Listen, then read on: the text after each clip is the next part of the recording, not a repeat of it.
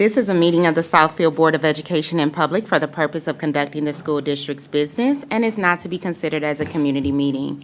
There are 2 opportunities for public participation during the meeting, and comments are limited to 3 minutes per individual. The board will listen to comments but may not respond during the meeting. If you wish to address the board, please submit a comment card immediately. Good evening, Ashanti Bland, President. Good evening, Yvette Ware-Duval, Vice President. Darrell B. Joyce, trustee. Talisha Belk, trustee. Braylon Boyd, student rep. Mantrell Goodrum, student rep. Jennifer Green, superintendent. Taking minutes this evening is Ms. Carolyn Foster. All of our technical assistance is being provided by M1 Studios, and several members of our executive team are joining us here in the audience today. May we all stand for the Pledge of Allegiance. I pledge allegiance to the flag of the United States of America and to the republic for which it stands, one nation, under God, indivisible, with liberty and justice for all. Public participation. If you wish to address the board regarding a school-related issue that has not yet been resolved by school administration, please submit a comment card immediately. Comments are limited to 3 minutes per individual. As a matter of fairness, speakers with complaints against individuals are asked not to mention any persons by name.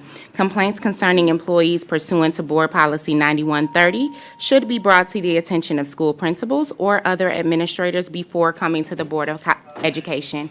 Your cooperation is appreciated. Dwayne Jones.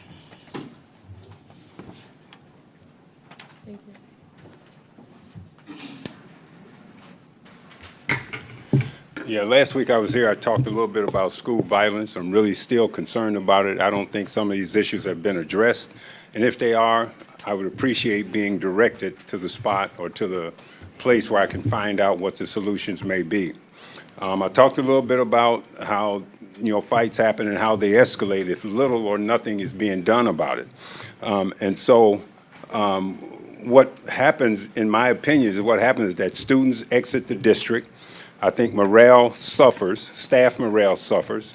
You fracture off different schools, and schools are known as good schools and bad schools, highlighted by one of the facts of my specific concern is at Southfield A&T, where we've had 6 different principals in the last 6 years. And so I'm concerned about that. I have found out that one of the answers was that we let the school administration handle it, or we're cooperating with Oakland County and the Southfield Police Department. I'm talking more specifically about the incident with the football player that got injured, at the football camp, and there was nothing being addressed. Maybe, and if there has been, I'd like to see where and how, and it should be discussed publicly, not individually with one person that may have some concerns. And so I haven't saw where it's been solved, and so at some point there should be some discussion about that. And I don't think that having the school principal deal with the school administration, who may not get anywhere, and certainly Oakland County Police or Southfield Police is not going to get anywhere if we're expecting the students and the coaches and the folks involved with that program to reveal information. So I don't think that's going to happen. None of that precludes someone from central office or the board stepping down to find out what's happening with those situations. And where last week we celebrated the fact that the football team was doing well and they're in the playoffs and good, they're fine, they're a great team, they're playing well. But none of that should be at the expense of school safety. And of course, they're still playing. And then what we hear, there's nothing being done about that involving the football team. And I know that there's FERPA laws that don't allow you to talk about the names of the students, maybe a little bit about what's being done or the folks that are specifically involved. We've seen in other districts where all this has been taken care of and it's been discussed publicly. Now, I see the time is running out. And so I think we need to do something about that. I think that there's something that needs to be done. I'd like, if I'm speaking out of turn or if I haven't heard of what's happening or what's being done, I'd like to be directed to that. The 3 minutes are up, and so I'm I wish I had a couple more minutes, but I don't. But there's something that needs to be done. It should be discussed publicly, and I think the community and the kids deserve better. And this, I'm not adversarial. Thank I'm you, not sir. against anyone. I just think that there's something that should be done. It's not personal with me. I'm not an Thank you. adversary. Thank you. Dawn, excuse me, pronunciation of your last name, is it Schwank or Schwanky? Schwanky.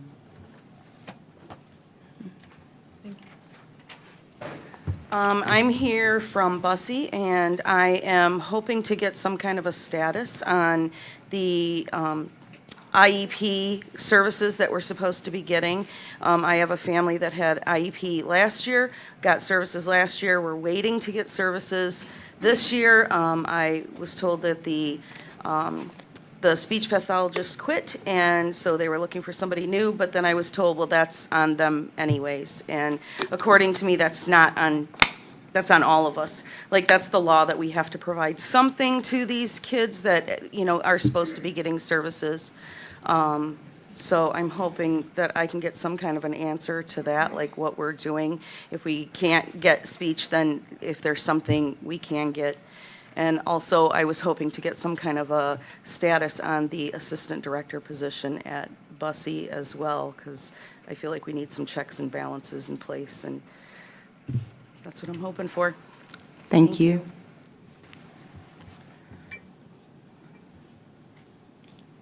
Whitley Jones. Hi. Good evening. I am also here from Bussey, and I have some concerns regarding staff shortages. Often there are times when it's difficult to take breaks, staff are burnt out. I work in early Head Start, and we just don't have the help. It makes it difficult when it's time to, if we have difficult children, or like I said, we need breaks or a day off. It makes it really difficult, and it almost to the point where you feel bad if you do have to miss work, because we know that we are our own support. We hear that teachers are in the waiting, teachers are being hired. If we hear that 10 teachers got interviewed, we may get one new staff member who may not even be a teacher. So it's just getting into the colder months, people get sick, things happen, and it's just like we don't have that space to. I mean, we don't have space to take breaks. We're usually all running around trying to find help, or just kind of trying to make it work on our own. So it's just like to figure out, like, if we're hiring people, or if there's supposed to be people hired, where are they going? Subs get pulled, or we can't have them, and it kind of makes it difficult to be your best as a teacher when you are burnt out because you have to do everything with no assistance. Thank you. We have that card. Okay, I'll read them out loud. Betty Robinson. There's no address, but she just has Southfield, Michigan. There's no address. Good evening. Good My evening. address is 21889 Glenmore, Southfield, Michigan. Hello to each and every one of you. I am here on a couple of things. The most important thing was Election Day. I vote at Bernie. This is the second time that I have tried to vote at Bernie, and there was no heat. The workers are sitting there. Most of them are senior citizens. They're sitting in the room with a coat and hats and gloves on. That's a problem. Every time we have you know when the voting is going to be, so you should plan to either have the heat on to accommodate these people. They're senior citizens. They should not, and they're service workers. They should not be sitting in that building with no heat. That's a problem, and it needs to be fixed. And I told them that I would bring this to the board because it's happened too many times. Secondly, a former board member called me. Her name is, well, I won't call her name. Yes, she's on the board, Janie Fulton, years ago. And her church members, her church pastor and the community wanted to donate items to the school. And they called Paulette and left a message for her to be contacted. They called several people here, and nobody responded to her. She called James Jackson. She talked to him. He said, I'll get back with you. And she called him again. He never got back with her. So she got so upset. She came up to this building and waited to see Dr. Green. And of course, Dr. Green came out, and two people came out who were sorors. And they said, we didn't know you were sorry, you had a problem. You were sorrow. You should have called us. That's the problem. You have to be a sorrow to get attention from this district. That's the problem. All these kids, we have a lot of kids in this district. Half of the parents are not sorrows, okay? So they need to be respected just like that sorrow was respected, okay? We're not running a fraternity and a sorority here. This is the school district. Nobody cares if you're AKA, Delta, Kappa, whatever. You're here to teach these kids. You're here to service these parents and their concerns. Okay? We also, when I was on the board, we had Mr. Earl Dixon, who's an education specialist, come to this district to explain to us where we stand with our grades and the MEP scores. If you don't know where you stand, how can you move forward? He is excellent. He needs to come here and do a report for the board so you can understand exactly where we are since the pandemic, because it's not looking good. I've seen the scores, and they're not looking good. Also, when we elected and voted on the superintendent, we gave her 3 charges to handle. One of them was enrollment. One was complete our curriculum. It took 5 years to get that completed. And the other one was to bring about scores. Thank you, Ms. That has not Robinson. happened, okay? And also, since you're doing this... Excuse me. You're excused. Your 3 minutes are up. Okay. You are free to come back at the next I will public do so, participation. because Thank I'm you not so finished. much. Thank you. Jamal Adams. Hello, everyone.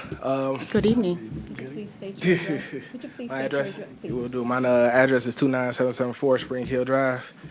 I'm coming up here to talk about specifically the staffing at MacArthur elementary school. So it's interesting just hearing other people talk about staffing issues. Ms. Jones was up here talking about Bussy and Ms. Jones and Ms. Swanky. So it seems like it is an issue that is school-wide, district-wide. So I wanted to know what the process was, and I appreciate President Bland, Trustee Belk, and Trustee Henley. Holloway, excuse me, for responding to my email. But I think we need to go through figure out what the process is for staffing and hiring to make sure that we are actually following the process, because it's very obvious that we are understaffed. So I'm trying to figure out, like, is that part of the process to be understaffed, or what's the policy for staffing required? Because, like I said, we had a vice principal that ended up resigning at MacArthur at the beginning of the school year, and that was in August. And then come to find out, our principal resigned, so now we had to get an interim principal, which is one of my frat brothers, brother William Washington. Again, I'm glad, great choice. But still, I don't think we should have went this long without a vice principal. I believe that if we started the process whenever the vice principal did send in his resignation, I don't see why we wouldn't have a vice principal now before the actual principal ended up resigning. So I just wanted to know more information about exactly process on staffing, timeline, the pool you reach out to, if you reach back to the people who actually applied, and things of that nature. Also for communications, that was something I brought up last night at the MacArthur meeting. And it sounds like we had some issues with communications here with Mr. Jones, talking about the Southfield incident, which is tragic. And I personally don't understand how somebody can do that and still be able to play on that team and not be suspended for the rest of at least for the rest of the school year. But that's hearsay. We can look at, maybe it's in the bylaws. Maybe we need to change the bylaws to make sure that if some type of incident like that does happen, that student, is not able to participate in extracurricular activities. But also with the same thing with the staffing is how does communication rollout happen? Like, what's the timeline on responding to the community? You know, if some things happen, like can we give like some vague updates? Like, yes, we can't give you the full information, but this is what we found out so far, or Thank we're you, still Mr. digging Adams. into it. But thank you for your time. And not to address it, but staffing will be on this agenda this evening, so stay tuned. Is it Sharon Wyme? Jason, I'm sorry, it looked like a S. I apologize. Would you please state your address at the podium? At the microphone, please, and thank you.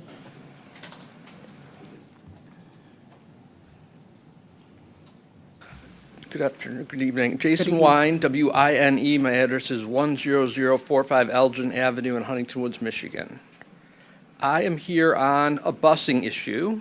I wanted to be on the agenda, and I certainly wanted a response. I think the parents here deserve a response. And 2 weeks ago, I sent an email to the whole board saying that I wanted to be on the agenda, and I'm not. And that's certainly before the Wednesday prior about getting a response, and I'm not. So that being said, I am informally representing parents who send their children to the Yeshiva Darkei Torah. Last year, their students were being bused, all the students. This year, some of the students are being bused, some aren't being bused. Now, does the board think that Southfield has an obligation to bus all of these students? Does anyone know? They do. And we've been to the state superintendent, the superintendent, Troy Hansberger, who is the highest person in the state. Believe me, I'm going to the highest people. We've asked the board to take action. They've done nothing. I spoke with Mr. Pitchford. Basically, I'm arguing with him over nothing. I don't even understand what he's trying to tell me. But I don't know what you're being advised, but this is going to the Attorney General's office now. And the next step is going to be for Mr. Hansberger to cut funding for the entire Southfield Public Schools. And he has that authority. The parents just want busing. I'm not sure how many other students have been denied busing this year versus last year. You're welcome to give me a call, W-I-N-E, Jason Wine. But it's costing them money. They're going to be seeking money for reimbursement from the district in that for their time that they've spent for doing this. Their kids, they have a right to. The law is so clear. If a public school buses, if a district buses some of its kids for public school, they have to bus the private kid's school if they live, especially more than 2.5 miles from the house. It's easy. It's a statute. So these parents are extremely frustrated. They've been extremely patient. I would appreciate it if the district would go to first student tomorrow and set in motion the wheels turning to getting the buses running as soon as possible, because it'll take 2 weeks. It'll take 2 weeks for the buses to start, even if it started today, even if you approved it today. So I want to have it ready to go as soon as possible for these parents who are suffering needlessly. Thank you, Mr. Wine. Marie Banks. Would you please state your address, Ms. Banks? Thank you. Good evening. My address is 29506 Andover Boulevard, Farmington Hills, Michigan. Good evening, everyone. I just wanted to bring to the attention of the board, we had a meeting, University PTA had a meeting yesterday with the area council PTA president. And she is a jewel to the district. And I would press upon all the schools who don't have a PTA to solicit help from her and from the area council of PTA to get your PTA started. It's funny, just a minute ago, the the state superintendent was just mentioned. And I received a letter from the state superintendent recognizing my daughter's success on her PSAT score. She's a junior at university, and they recommended her to take AP classes. She's on her 6th AP class. So I was very grateful to that. There are a lot of good things going on at Southfield Public Schools. I'm sure the young men are going to be talking about the honor roll. That university is on the gold honor roll for AP placement or AP courses. There's so many good things, but us as a community, we need our PTAs active in every school. And the area council was so helpful to us yesterday. I press upon you. Is my 3 minutes up? I'm marking it though. Oh, okay, okay.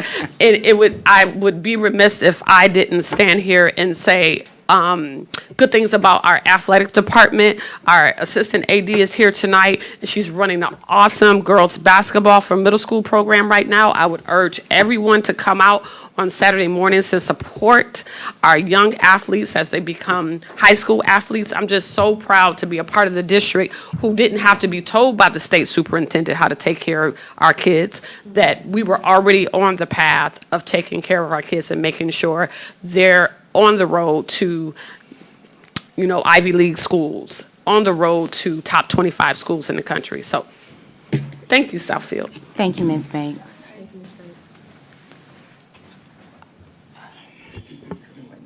Oh, no problem. Thank you for coming. For the record, I would like to state that Trustee Amani Johnson arrived at 7:06 this evening. Good evening.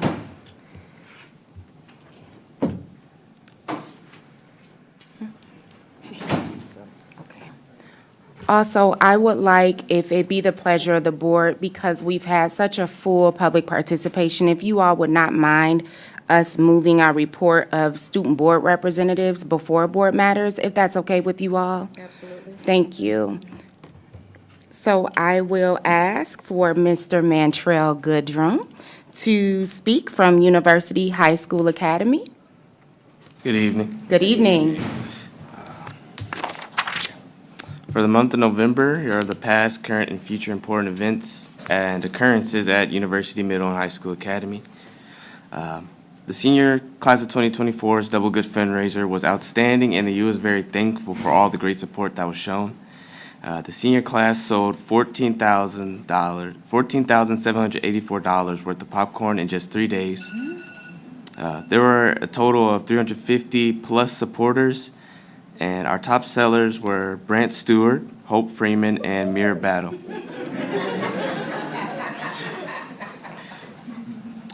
The middle school student council is hosting their annual Gleaners Canned Food Drive the week of November 13th through 17th. Donations will help feed many families in both Wayne and Oakland counties who are in desperate need. Please help the U reach our goal of 1,000 cans. All cans can be taken to Ms. Orr Simpson's classroom. Each grade will compete to bring in the most cans. No boxed or perishable foods are being accepted, and the winning grade will earn a surprise during their lunch. Late October and early November has been a busy time for the seniors at the U. During this time, the U has had the pleasure of having many colleges visit and speak to seniors about their respective schools. The schools that came were the University of Michigan Ann Arbor, Michigan State, Saginaw Valley State University, Oakland University, Central Michigan, and Wayne State. So far, our seniors have a total of 90 plus college acceptance letters, which is really great because our class is not as big as others.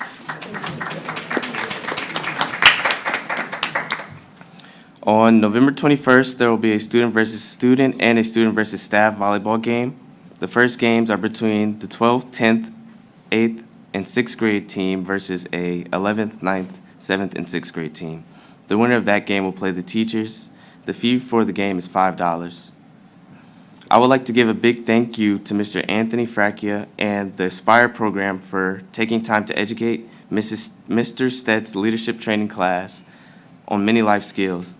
The Aspire program taught the students in class about important skills and tips for the personal, financial, and professional world that they are soon to encounter. The leadership class also studied the importance of grit, which is being able to fight through roadblocks to achieve a higher goal. Students used Dan Campbell, the coach of the Detroit Lions, as a case study of a leader who uses and embodies this grit concept. Students created acoustics using grit, or GRIT, to show what they think grit means. After, students showcased their final products in the Upper B Showcase. Each week, the showcase is updated with a W or a L based on the outcome of the Lions game that week. And it's looking pretty good right now. The Students of the Month at the U, congratulations to Aiden Shaver and Sydney Mendoza for winning a book giveaway from Kids Read First. This organization promotes literacy and the love of reading. Thank you, Kids Read First, for honoring these two wonderful students. Congratulations to Brianna Hunter, who is recognized by her AP Language and Composition teacher, Ms. Tomlinson. Her composition utilizes several primary resources that include former President Obama's speech on diversity, equity, and inclusion. Congratulations to both of them. The AP School Honor Roll offers school recognition across 4 levels of distinction: bronze, silver, gold, and platinum. Schools on the AP School Honor Roll may also earn the AP Access Award, honoring schools that demonstrated clear and effective commitment to equitable access to advanced coursework. We are proud to say that we earned Gold AP Honor Award.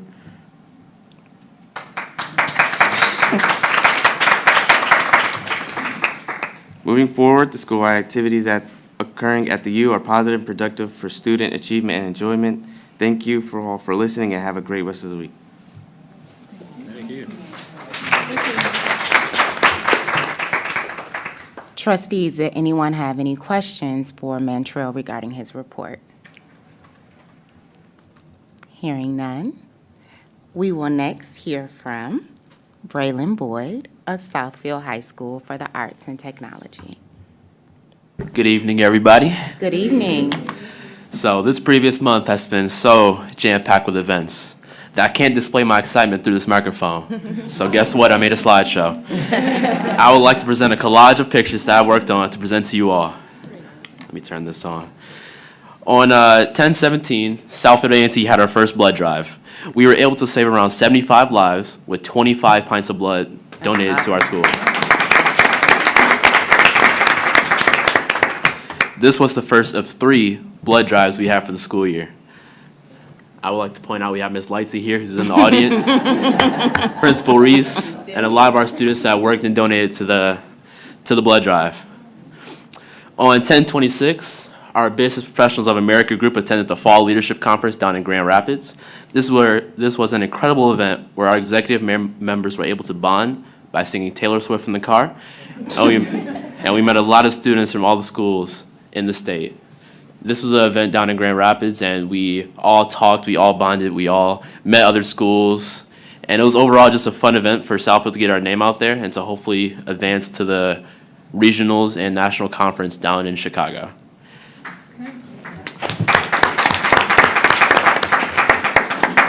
A&T introduced our Spirit Week and a half from the 23rd to 31st. We had so many amazing outfits and so many amazing days during this Spirit Week, and it seems my picture is gone, but I was the big chicken if you saw me in the hallways. It's the next slide. Oh, it's the next slide. Oh, Halloween, yes.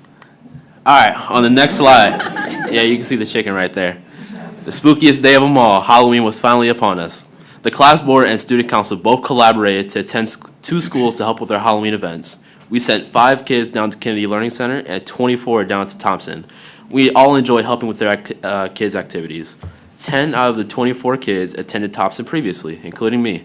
So this was an amazing event to see all of our students reunite with our old teachers.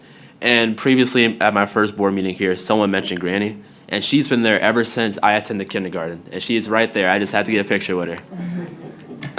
Kids loved it. We have all the pictures here. This is from A&T, this one as well. But it was an amazing event. And that's the end of my slideshow, but of course I still have more. For the month of November, Student Council and the Business Professionals of America Group are doing a canned food drive. The Student Council had the idea of focusing on those within our school who may not be fortunate enough to have a Thanksgiving dinner. So we are making baskets for those who attend our school daily, and we'll be making those baskets and dropping them off at the counseling center, and they will be distributing the boxes to families who need help. On November 15th, which is tomorrow, we have our annual senior pinning for the class of 2024. Senior pinning is a ceremony to commence seniors going into their senior year and then completing their senior year as they complete this huge milestone in their life. Thank you all for listening and watching, and I can't wait to share what A&T has for next month. Thank you. Does anyone have anything for Braylon Boyd? I would just like to say, as a proud product of Thompson Middle School, well done. Thank you, thank you. And thank you both for your reports. It's always good to hear the great things that we're doing, especially from the youth. If you all have other things to do, like homework, studying, you are free to be dismissed now. If you would like to stay, you may do that also. Thanks again. Thank you. Thank you.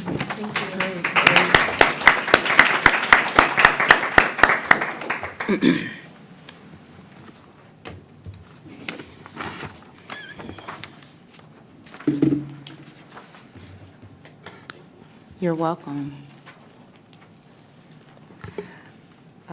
Board matters. So I will get us started with board matters. My first board matter is to congratulate UHSA on their AP Gold. I think it is absolutely amazing. And thank you to that staff and to the hardworking building leadership for just making sure that we stay on top of our game. Secondly, I would like to congratulate Shelley Thomas on her Real McCoy Award from DAPSEP, which I think is awesome. My son attended DAPSEP, and it's such a wonderful program. I know so many of our students are taking advantage of that opportunity, so congratulations to her. I would like to recognize Stevenson and their partnership with Authority Health. They had a beautiful ribbon-cutting ceremony for the Ira Land Health Center, which will provide health services to not only our students, but the community. And last but not least, I would like to lift a couple of things regarding our central administration and how we're working on things to better the district. So about a week ago, I sent out an email on behalf of the trustees to all building leadership. One of the things that I've heard affects staffing is the process of creating a master schedule. So I reached out to every building leader, and just about every single one got back with me. And I am so appreciative of them trusting me with the information that they provided. What I would like to do is share a couple of things that became very apparent to me. We have some building leadership in this district that are pros at master scheduling, and then we have some that are not.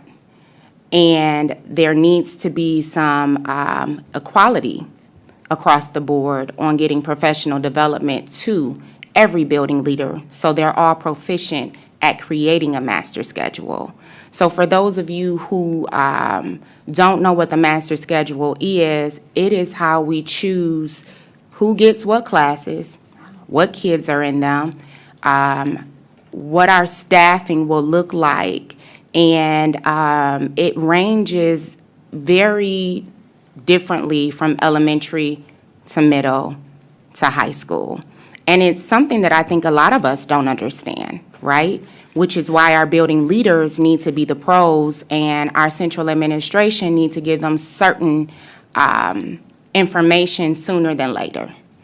So another thing that I heard was that there really is no true process. For those of you that know, I'm an auditor in my real life. And so process and procedure is very important to me.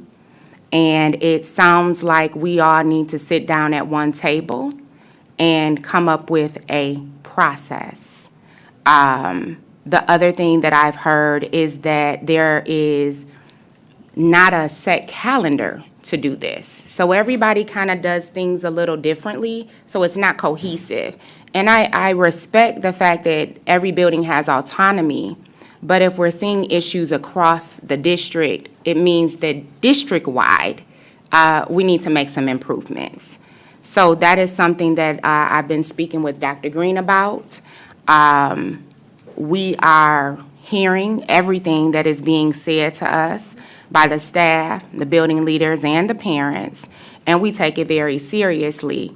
I think once a process is truly set and it is agreed upon by all parties, that's where you can start having accountability. At some point in time, it's hard to hold folks accountable for what they don't know. And I don't think ignorance is a veil that we want to wear in this district, and it's not a good excuse. So I am speaking with the trustees. We're going to have some study sessions around this.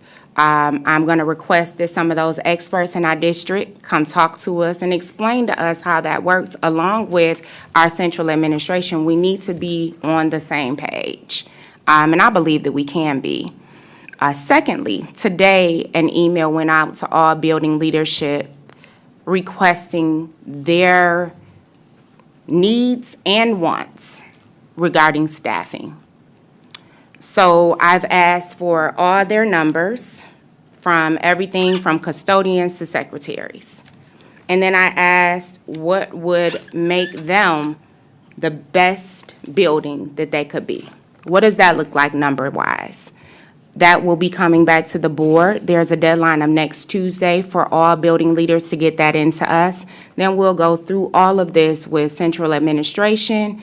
We'll probably call a couple of building leaders in that are quite seasoned in this game, and we'll figure out what we need to do to make the start of the next semester and the next school year a success.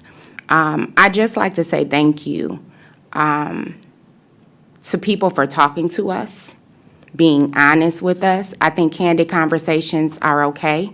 It doesn't have to be combative. It doesn't have to be with ill spirit. We will get nowhere with that type of energy. Nowhere. And I urge people to remember that our students and our children see us as an example. So when we treat people unkindly in front of them, what do we expect from them? So I would urge people, it's okay to agree, to disagree, but you don't have to do it in rudeness or out of spite or carelessly. We can do it in a productive manner. And that's what I've been getting from so many parents, so many of these building leaders, and so many of the people at central administration and on this staff. But we need it from everyone. We are all responsible for our own actions. So that is my board matter. And again, we will report out on what we receive next Tuesday, and then we will move forward with 2 weeks. Yep. And then we will move forward with kind of making some changes and putting some process in place. So thank you for that. Anyone else? Board matters? Through the chair, I would also like to acknowledge that Secretary Smith-Thomas arrived with us at 7:36, and welcome. Yes, because Secretary Smith-Thomas decides to work until she can't work anymore. So we appreciate you getting here. Well, I am a lifelong learner. I signed know. up for a PD. And when I looked and saw that it went into 7:30, I said, I'm going to have to do my PD from the car. So I was in the parking lot. Understood. Thank you for getting here. Thank you. Through the chair, I do have a couple of board matters. Yes, ma'am. There's a couple of things that I would like to lift to administration, to the board as well. And it was something that I've noticed over a number of years as I've been in the schools for a number of years at different locations as a parent first. And that's the amount of students that come in that are tardy. And when I mean tardy, I mean not 5, 7, 10 minutes. I mean 15, 20, 30 minutes, 45 minutes. And in order for our children to receive all the instruction that they do deserve, that a lot of parents are asking for, they want excellence from us, we need excellence from our parents. It is up to us to get our children, our non-driving children, those that are not bused, to school on time. It's imperative to what they're learning, it's imperative, and it's something that our teachers deserve as well. It is complete disruption when they're walking in 35, 45 minutes late if they haven't even missed first hour. That is a trend, that is a behavior that needs to be corrected early, and it needs to be consistent. How they lead life starts right here and right now. They'll be late for work. They won't be able to hold a job. And you'll be looking at the district, what did we do wrong? We are partners in this together. I hear a lot of parents who have a pulse on the district, and I appreciate that have a pulse, good, bad, or indifferent, but we're still partners. Parents, district, superintendent, administration, board, community. So it's important that you take into consideration, strong consideration, have your students to school on time. We've laid out for them to have breakfast.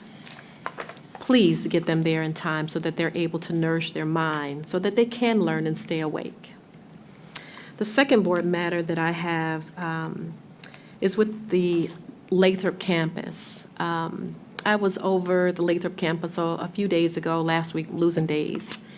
And I feel like I almost had gotten into a confrontation about a vacuum cleaner. One of our counselors was vacuuming the office. So I kind of leaned into that and started vacuuming for her while she went off and did something else that I don't do. So talked with a couple of custodians who came in to get the vacuum cleaner. So we're short of vacuum cleaner, short of bags, short of supplies.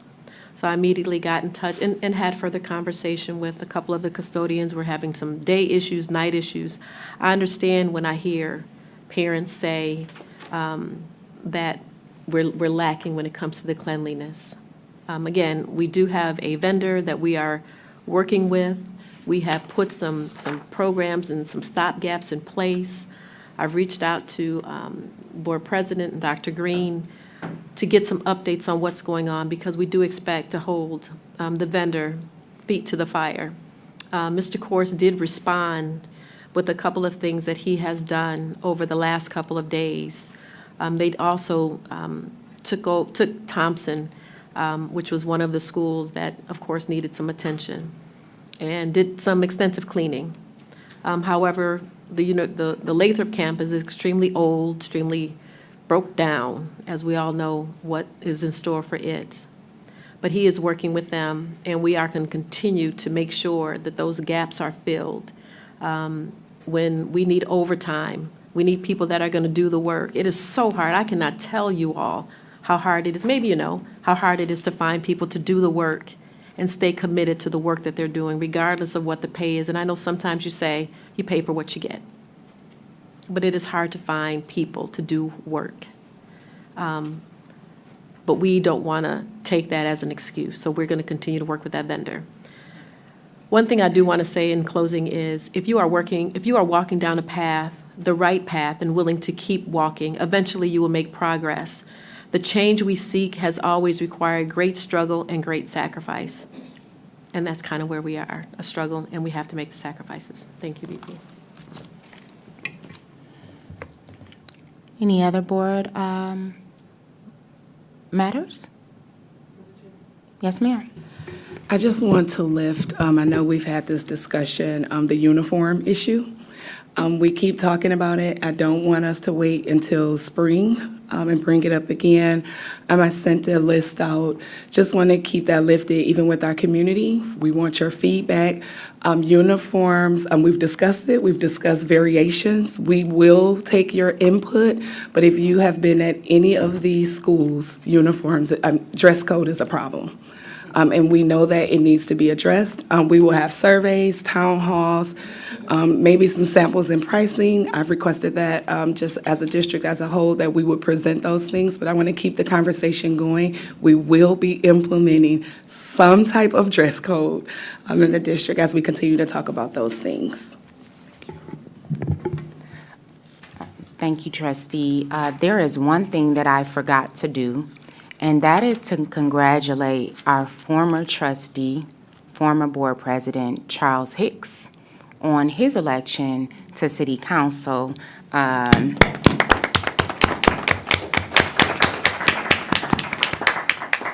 I think there's something to be said about how many productive members of society that the Southfield Board of Education produces. So congratulations to him.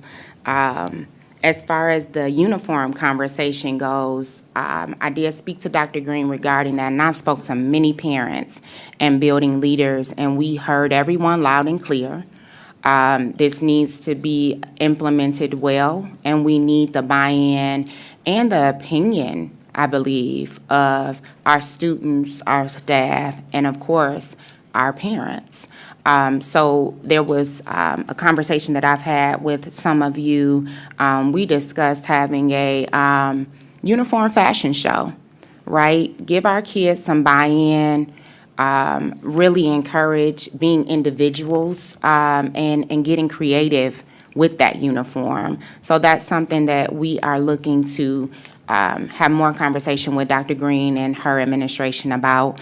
There was another thing that I left off, and I have to say thank you to this body of trustees. Last month, we had one of the best study sessions I've ever attended, and it was because board members provided their requests, and this administration delivered. And you showed up and you showed out. And we would like to move forward in that spirit as we have our study session. So thank you, not only to the trustees, but to the administration here. You did a great job, and it was productive.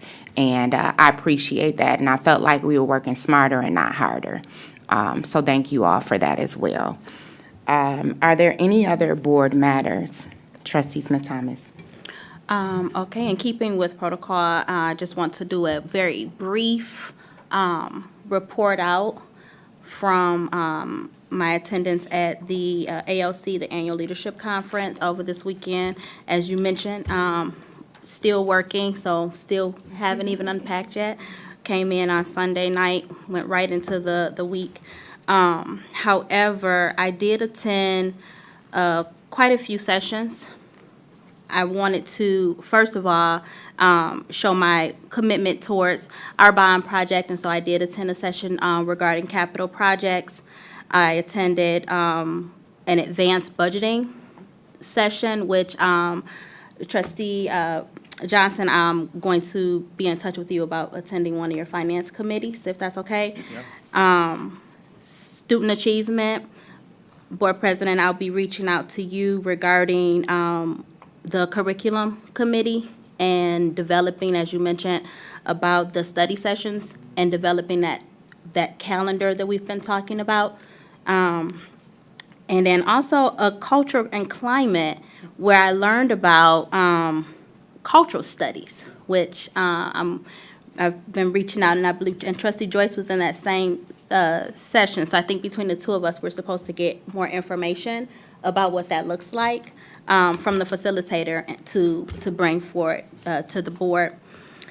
Also, what I found to be very interesting were the legislative updates. Now, I will say, I felt very proud when the legislative updates were being given. I felt very proud in many of these sessions. I'll just say that, first of all, because a lot of times, you know, you're in there, you're with, as far as with the ALC, as you all know, it's districts around the state.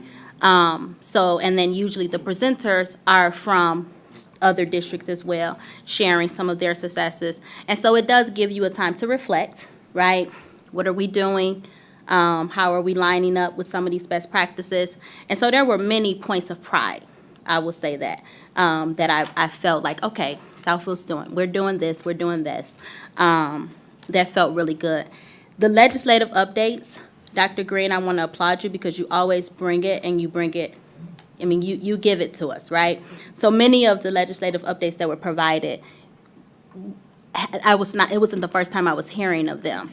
However, we did get a chance to dig deep into some conversations, and one thing that I think we all need to keep on our radar is the upcoming legislation that is changed around the teacher and admin evaluations, which has multiple changes with language, with ratings, some things going away, some things that may carry over. And it has passed, and it is going into effect next school year. So we really want to make sure that we are well knowledgeable about it, even at this level, just so that we understand.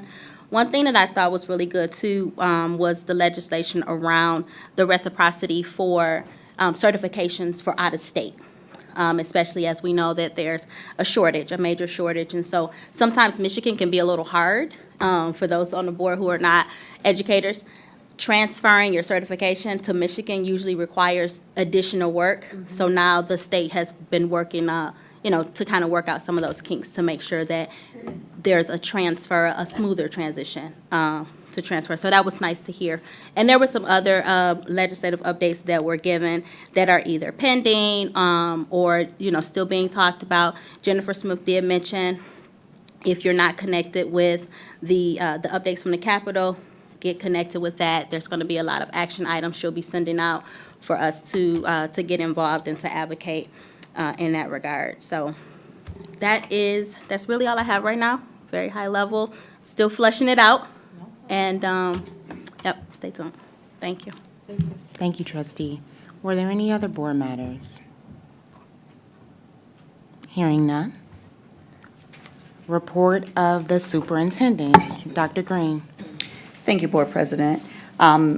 Perfect alignment to much of what is on our agenda this evening. Very proud to recognize our SEA President and Vice President, Mr. Dave Rather and Simone Bradbridge, who have been working closely with Wayne State University on Project Mitten. So at this time, I'd ask that they join us at the podium and share with the trustees and our community at large the great work that they have been doing over the past 2 years.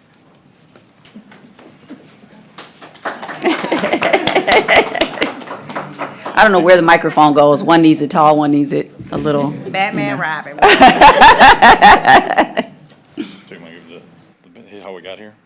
Okay, so for those who don't know, Project Mitten is a joint partnership with the Michigan Education Association and Wayne State, really centered around addressing cultural competency in education and addressing what is ultimately a touchy subject with adults, especially educators, and that is bias in education and that. So we were approached prior to the pandemic, and then the pandemic hit and things got delayed, obviously. So we started work early in 2021, and I'm happy to say that we were one of the few districts that stuck with it through the whole process, and which is ongoing, of course. But again, I'm gonna hand it over to my partner in crime here in a second. But the ultimate goal, we were tasked with the first stage of the training, a 3-part training or professional development, and that was for us to address the bias with adults, addressing the bias that we all have, kind of destigmatizing the concept of bias. Again, we all have biases, but understanding those and then therefore being able to work past those and ultimately lead to a more effective kind of educational experience for our students, which was phase 2, and then phase 3 was the process within the system of the district on a larger scale. Yeah, so we thought it was best for us to focus on the staff because again, with the coming and going of other districts, we're glad we stuck with part 1 because part 2 and part 3 kind of got passed around to other districts as districts dropped out in that. So yeah, and so now she's Batman. Whatever. So the framework for the work that we are doing is the book by Zaretta Hammond, and it is Culturally Responsive Teaching in the Brain. And one of the things that we did in our first workshop, and we have the video for it because it's one of those we can show you better than we can tell you, but we were able to talk to our staff, no matter the ethnic background. What do we have in common so that we can increase the rigor, we can increase the student engagement of our kids, so that they feel confident no matter what background they have, so that they can be productive, well-rounded members of society. And so the grant that we have been working under was for 3 years, and it's almost up. So we met this weekend, and the Wayne State crew and MEA, they're going to be applying for another 3-year grant. And we want to push this forward throughout the district and other neighboring districts that are underneath our MEA union status. And with that, how can we reach these kids by being better teachers? Not that we're not better, but how can we find that commonality to pull them up and to make them into those kids that we're like, yes, they got it. They're going to be able to move forward to that next grade and be well. Not just getting A's and B's, but that internal core of goodness. And so one of the other things that we do is that we also mentor high school students that want to be teachers. Because we got to pass the baton. And we need to be able to do this so that they see why it's important to be a teacher and why it's important to reach our kids.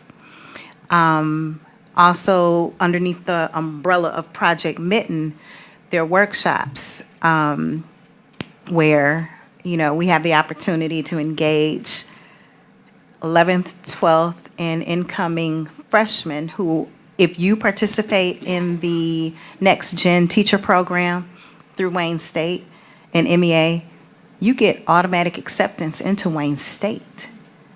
And it is such an awesome program that, I'm glad we are a part of it. But we plan on pushing this forward throughout this district. So when we say we want to meet with teachers, we want to meet with the teachers because we can't do this by ourselves. And I think it's a worthy investment for who? Our kids. And it dovetails perfectly with out of the pandemic, the social, emotional, it just creates a much better environment. A safer environment for, at least we feel, for kids and for staff to really kind of do what needs to be done in this very different times post-pandemic, and addressing more than just the academic. So. And it also increases or helps us buy in with the parents because they see what we're doing. And so if we start out with us and we branch it out, I heard one of the parents earlier talking about, the physical altercations that are occurring. Well, if we can get to the core of these babies, that'll decrease a lot of that nonsense, right? So through that cultural responsive pedagogy, I think that is a good thing. That is a positive thing for this district. Before you walk away, I would like to share what we received from Wayne State University regarding you and Mr. Rather.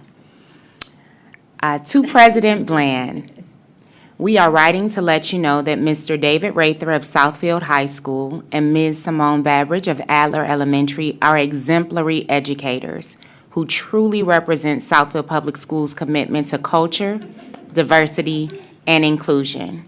Since 2021, Mr. Rather and Ms. Babbage have been important thought partners and collaborators in a unique multi-sector partnership between Southfield Public Schools, Michigan Education Association, and Wayne State University.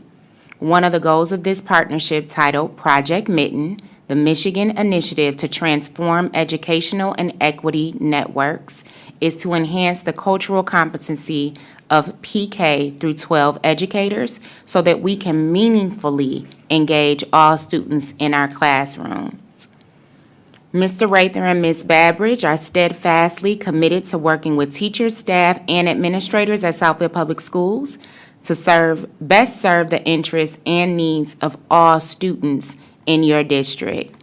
Last year, Mr. Rather and Ms. Babridge co-presented this first workshop at Adler Elementary and received positive feedback. They would like to present the other two workshops at Adler during this 23-24 school year, which will focus on curriculum, teaching, student learning policies, and school and district cultures. After successfully facilitating the workshops at Adler, they would also like to reach out and connect with other teachers, staff, and administrators across the school district. As Project Mittens representatives from Wayne State University and MEA Association, we support the important work being done by Mr. David Rather and Ms. Simone Babridge. We are eager to continue and further develop this impactful partnership with your school district. Good job. Who does not want to be appreciated at their job? That's what I'm talking about. But we're not doing this alone. We would be remiss if we did not send a shout out to our partners, Annette Christensen from MEA, Tanisha from MEA, Roland Solanas from Wayne State, Dr. Anita Bates from Wayne State, Jeff Lewinsky from Wayne State. You know, it is a collaborative team from people of all different walks of life. And to just really be able to put our thoughts and our hearts on the table, like what's the best path forward? That, I am really proud to be a part of the team.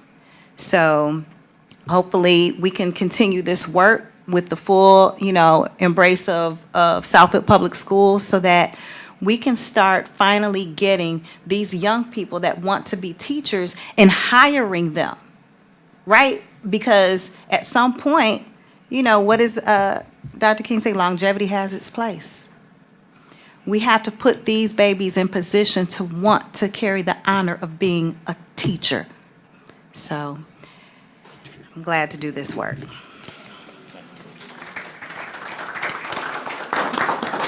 Thank you both, and thank you for your partnership. Board President, if I may, not to address any public participation, but I did want to offer a point of clarification. Someone mentioned conversation with the state superintendent and misquoted. The state superintendent is actually Dr. Michael Rice.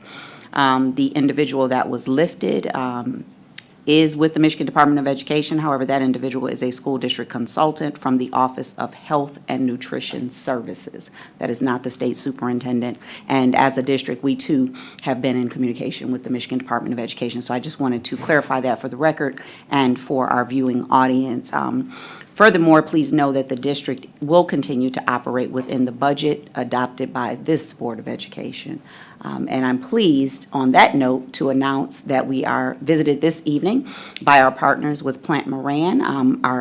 One of our partners that worked on our audit, Mr. Michael Foster, will be joining us at the podium. As many of our community has recently read articles relative to other school districts and some of the challenges that they faced. While we normally get our presentation in the month of December, we felt best that we bring forward our auditors sooner rather than later to provide a very high-level overview of how our audit results landed this year. Very proud to turn it over to Mr. Paul Bryant and Mr. Michael Foster. Thank you, Dr. Green. As she mentioned, Paul Bryant, who's one of my partners from our Southfield office, is with me today. He's the colleague on the Southfield Schools audit, has worked on the engagement for a number of years, and I'm lucky to have him here with me tonight. So, as Dr. Green mentioned, we're going to be back next month to go over the audit results in detail, but we felt like with the opportunity with the board meeting tonight that we'd give you just a high-level summary of the audit results, answer any questions, and then, but not ruin it for some of the details we're going to have next month. So at a high level, this year we're issuing an unmodified opinion on the financial statement audit. That is the highest level of assurance that we can issue on a set of financial statements. The audit was due to the state of Michigan on November 1st. That issuance has been completed, and so the audit is complete. And again, we'll be back next month to go over some of the details. Part of our audit process is also to look at how bond dollars are spent and sinking fund dollars are spent. So we also did that as part of our audit process. Again, we found no non-compliance in those expenditures. Also good news. You know, in jumping in regarding that, one of the things I know the board has been very concerned about and wanting to make sure that the audience and the community, to make sure that the bond that you voted on is in great hands, and those dollars are being spent accordingly to what they were voting on and what the board has been overseeing overall. So again, as Mike mentioned, we didn't find anything done inappropriately, and those dollars are being spent accordingly. Thank you, Paul. So the last part of our audit process is the federal awards dollars. So the district receives a number of different sources of federal revenue. As a result, you're required to have a compliance audit done on those dollars. This year, we actually tested 3 different groups of expenditures: the Child Nutrition Program, the Title I program, and then the Education Stabilization Fund dollars, the ESSER dollars, the COVID dollars. All 3 of those grants were issuing unmodified opinions. Again, the highest level assurance that we can provide as auditors.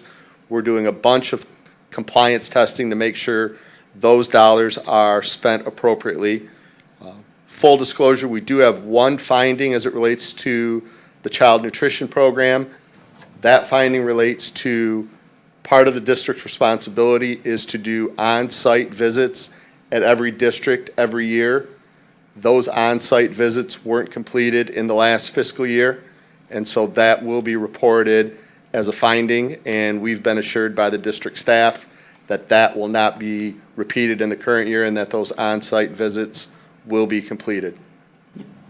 So with that, the question becomes, with that finding, what does that mean in dollars? So with that, there were no question costs that were found regarding that. So there's nothing that the district needs to return regarding federal dollars. And again, one thing you have to remember regarding the compliance audit is that it's either it works or it doesn't. There is no gray area regarding that. So to have 3 programs to be tested of that magnitude with really no findings outside of the one he described, that's an excellent job by the district and the administration and all those that are overseeing those programs. Any questions? Any questions? We'll be back next month so you can see the nitty-gritty of the numbers regarding that and kind of the story that it tells. But again, that's the oversight we wanted to make sure you were aware of. You have a question. I have one question, and I did hear you say it. I just want you to repeat it. You said there was one finding and there was no return of funds, and that also means no fines. Is that correct? Correct. Thank you. And thank you both for being here this evening, again, to assure our community that we are holding all of their funds in the highest regard, all of the unmodified opinions being the highest assurance that auditors can provide school districts. Kudos to our Board of Education for monitoring the funds. Kudos to the executive team and all those involved in ensuring those funds are properly spent. We know that with the news, most recently in several school districts, that is not always the case. So round of applause for those that are involved and for you, trustees. Thank you. Thank you, gentlemen. Thank you. Have a good evening. Next item on the agenda is that of the MacArthur leadership. You heard individuals mention that earlier today. We are very proud to bring to some as a first-time introduction this evening, for others a reintroduction to a gentleman that is coming out of retirement to assist us with leading the MacArthur K-8 University campus for the duration of this school year. This individual has been a substitute teacher throughout our district, has forged relationships not only with our faith-based organizations throughout our community, our students and families and staff alike. Please join me in welcoming Mr. William Washington to the podium. Yes, sir.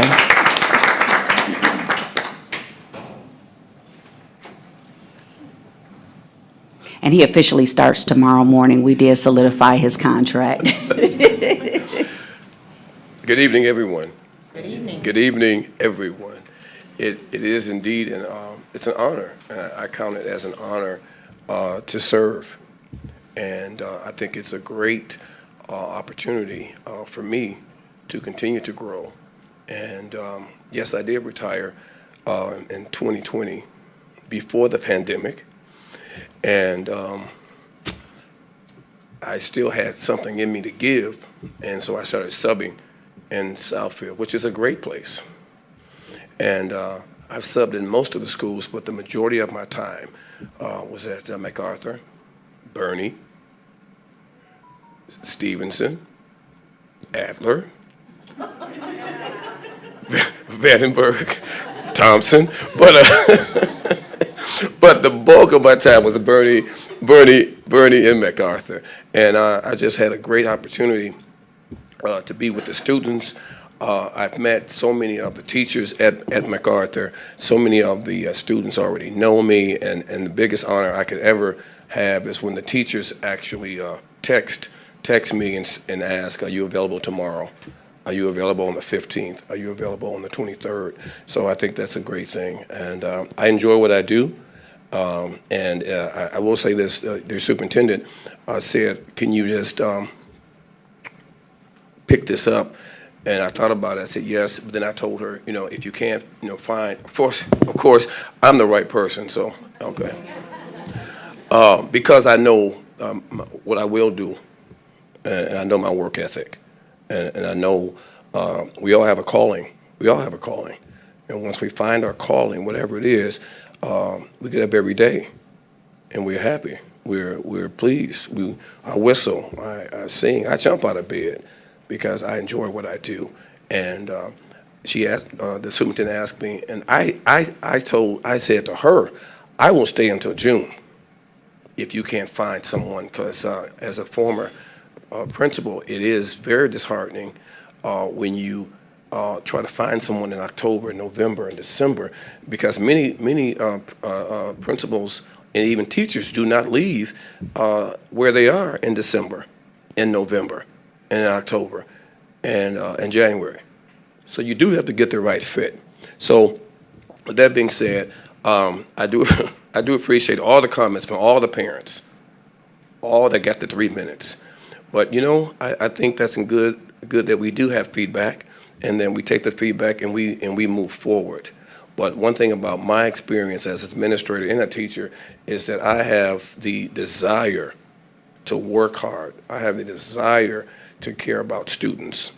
And when I said this, I saw the superintendent kind of nod yesterday. It's all about teaching and learning. It's all about teaching and learning, and having the right person who will listen to everybody. And you have to make fair decisions. And every decision that you make, everyone may not appreciate or support, but you have to stand by what you commit to, and that you love the students.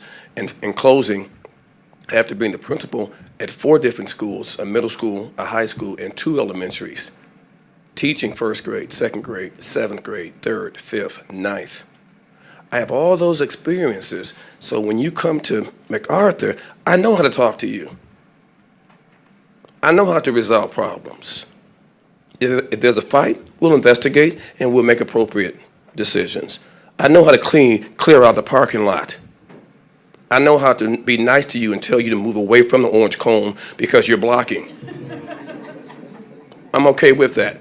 And I'm that principal that will change light bulbs, that will clean up trash, will pick up trash, mop floors if needed, clean up organize the lost and found. That's true, without being asked. Okay, and you come to MacArthur, you see the lost and found is the best one in the district. Best one in the district. And stop sign. I did the stop sign, not even being asked. But again, we're a team. We work together and we solve problems. So I am a communicator. I'll let you know. You talk to me anytime you see my truck. I'm out there because I'm here to make a difference. I appreciate Southfield. I'm here because I was asked, and I know many of the board members. They know my work ethic. I am very slow to anger. I know to be respectful to everyone, and I have time for you. And you do not have to make an appointment. Just wait until I clear the parking lot, or I come out of the lunchroom to make sure it's in order. But I'm talking to you about anything, and I don't leave until after the latchkey program is over. because the kids are my kids. And if something happens in Latchkey, I don't want them calling me at home. I want to be in the building. That's my promise. I will work hard to support Southfield schools because I want to, and there's a desire. But if you have your calling, you can't ignore it. You got to say, I'm not going to get religion or anything, but who will go? I'll go. Send me. And that's what I did. Thank you. Thank you, Mr. Washington.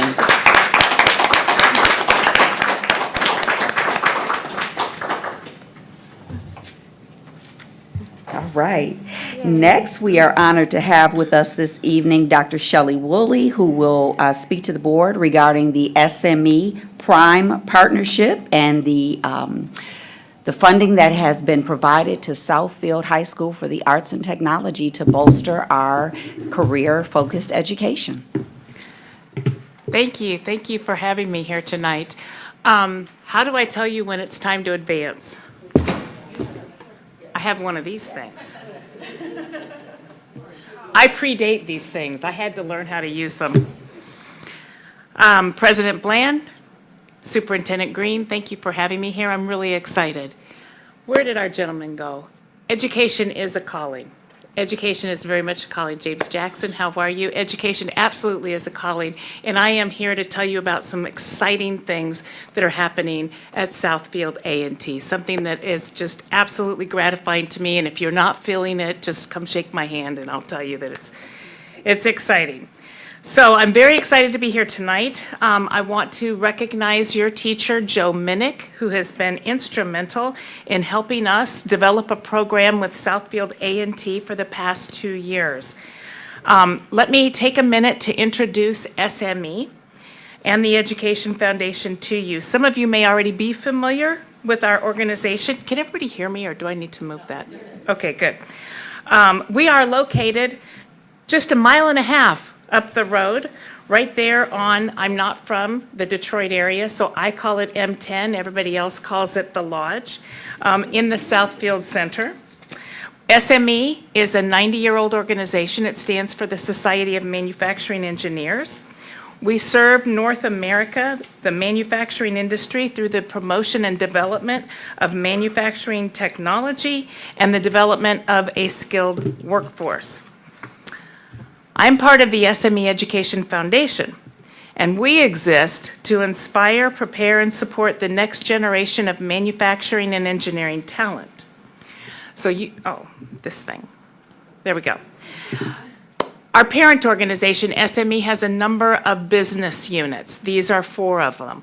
One of them is SME Events. We put on trade shows and learning opportunities around the United States.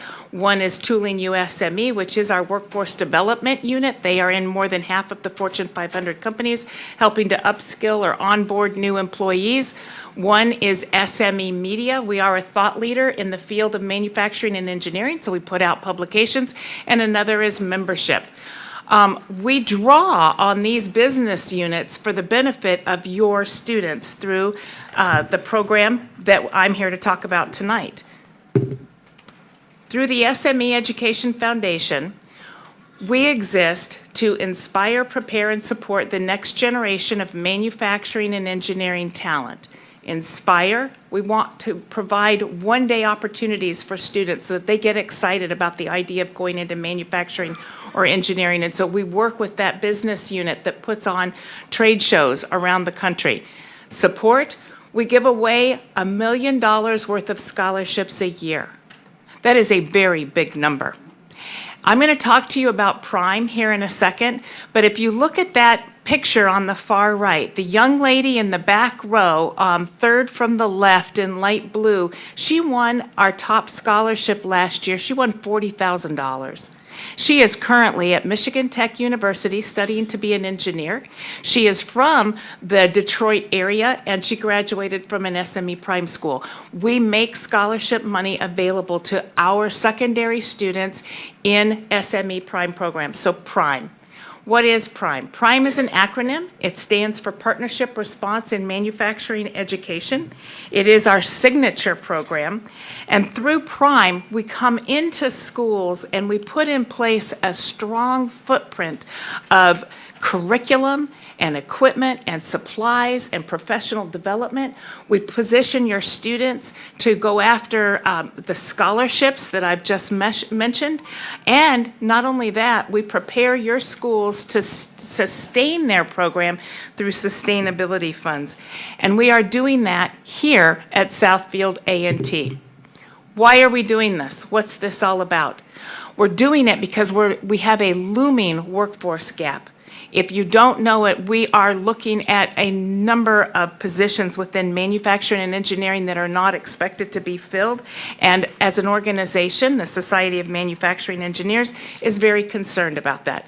So that is why we go around the country and we build these programs. There we go. 2 years ago, the state legislature approached us and said, you've been funding these programs one at a time, individually through schools. I need to point out to you that every single program is funded outside of school resources. So it is a big footprint, and it is paid for by resources outside of the school. The school pays nothing. We ask the school to provide two things, staff and space, and that's it. We bring everything else in. It is funded many times by manufacturers in the community. In this case, it was funded through the state of Michigan. So here in 2021, the state of Michigan appropriated $6 million to build 16 prime programs in the state. More than 38 programs applied, 16 were awarded SME prime programs, and Southfield A&T was one of them. I'll show you a little map here. I don't know if I'm doing this right. Oh, no, I went too far. We already had 17 in the state of Michigan. With this addition of 16 programs, it brought us to 33 schools in the state of Michigan that had SME prime programs. I must again call out Joe Minnick's good work, because Joe had advocated for 2 years to get one of our programs before we even had the state funding. So he's been, talking away to us and saying, I've got a good school, you've got to come down here. And we did. We did. I will also tell you that we were just notified last month. We're receiving another $6 million. We will be adding another 16 programs to the inventory of SME programs here in the state. We're going to bring it up to 49, and then there's another one in works, and so we're going to bring it to a round number of 50. So I'm kind of excited about that.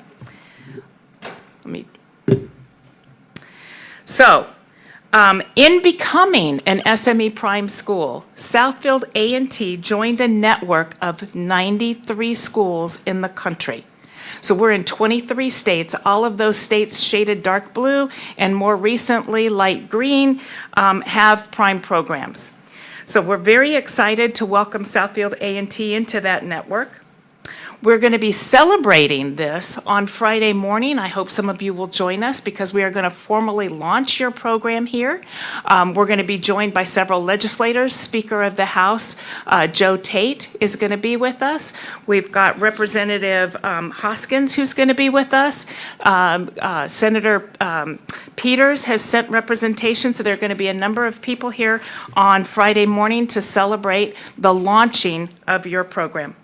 But let me talk for a few minutes about what is this program that I keep mentioning. When we bring in a prime program, we are facilitating 4 pathways of instruction. We bring in automatically a pathway in additive manufacturing. We bring a pathway of metrology and quality. I'm going to circle back on that. We bring a pathway of CAD/CAM, computer-aided design, and manufacturing.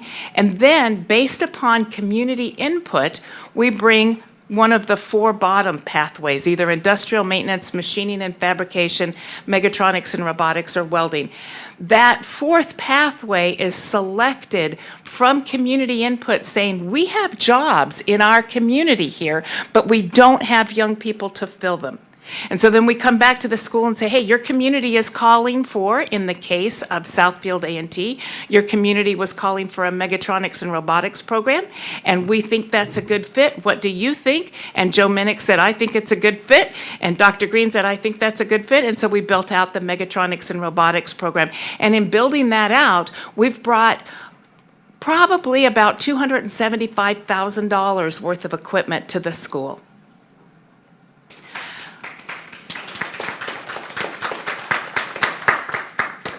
I'm just going to advance this again.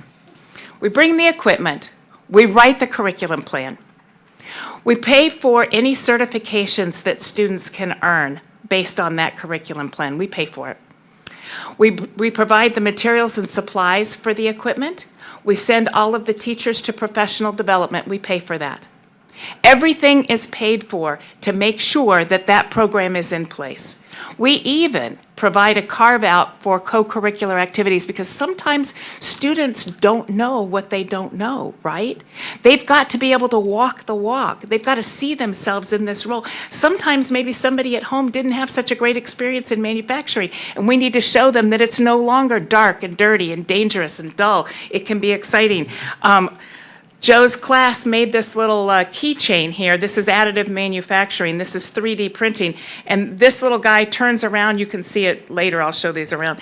Anyway, the idea is that it's exciting to work in manufacturing now, and it is fun, and it is clean, and it is not dangerous. Actually, it's cleaner than my own kitchen sometimes. So, anyway, so we bring all the resources together. Then we point your students towards the opportunity for scholarships. I called out the young lady there that you saw from a high school north of Detroit who received the $40,000 scholarship. The other thing that we do, and we get asked this question a lot, great, you're going to bring us a program. You're going to fund everything, and then 3 years down the line, you're not going to be here to continue paying for it. How are we going to maintain? How are we going to sustain? What are our residual costs? That is not a problem with us, because we have a program sustainability fund. And so when our budget is finished with Southfield A&T, they can turn around and apply for sustainability funds the next year, and that'll buy the filament for the 3D printer. Or if they've had teacher turnover and we need to send somebody to training, they'll have $2,000 in their hands to send someone off to teacher training so that we don't have equipment sitting over in the corner covered in plastic and dust down the line. This is exciting stuff. Here's a picture of Joe's class. Joe's in the far corner. If you don't know Joe, he's a pretty humble guy. He tends to be pretty quiet, so he was off in the far corner. We wanted to bring our prime teachers together from the area, and we didn't have a school to go to do it. So Joe said, I've got a school. And so he opened up his classroom, and here we are. It was in December of last year. We brought everybody together, and they learned a little bit from some representatives that flew in from Texas to teach them about their universal robot arm, which is in the background there. They had some 3D printing going on. We provided Festo trainers so that the students learn about AC/DC current. The other thing that the students learn about is precision measurement and tolerancing. So we bring those folks in, and Joe provided his classroom for us to be able to do that in. All right, so what? What are the outcomes, right? You put all this out there, you give us a bunch of money, you give our teachers professional development. So does it work? Well, let me tell you something. When we surveyed our schools, we got 93 in the network. When we surveyed them last year, of the graduating seniors coming out of a prime program, 91% said that they expected to go into manufacturing or engineering. 91%. We know we're not the only influence, right? But we think putting a good, strong program in place and empowering your teachers is a very good influence on a young person's life. So the breakdown is in front of you. More than half of those students said that they were going to go on into college and pursue a manufacturing or engineering degree. One of the things I run into all the time is, oh, this is the old shop class. No, it's not. One, it's cleaner than my kitchen. And two, look at where we're sending students. If you want to go to college, we can pave the way for you. And you will have played on the equipment that you will see in an engineering program right now while you're in high school. 28% said that they had accepted an apprenticeship or were going into a trade program, and 17% said that they were going to go straight into the workforce. Now, we're in our first year with Joe's program. We would expect to see those numbers probably 3 years down the line because he is rolling this out to ninth grade students.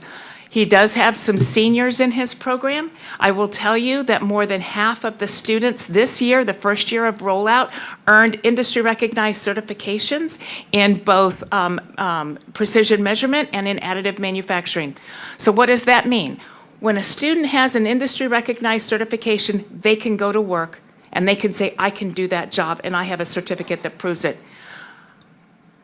What if the student doesn't make it across the graduation stage? We know that that almost never happens, but every once in a while that happens. If they don't make it across the graduation stage, and they were in our program in 9th grade, they're walking out with industry-recognized certifications in 10th grade and in 11th grade, right? 11th grade is sometimes where that all manifests itself. They're walking out with the ability to earn a livable wage straight out of high school. So you have much to be proud of here. You won the award. We've come in, we brought you the program. You've got a great teacher in Joe Minnick. We're just really excited that we were able to work with you to develop this program, and then on Friday we're going to celebrate it.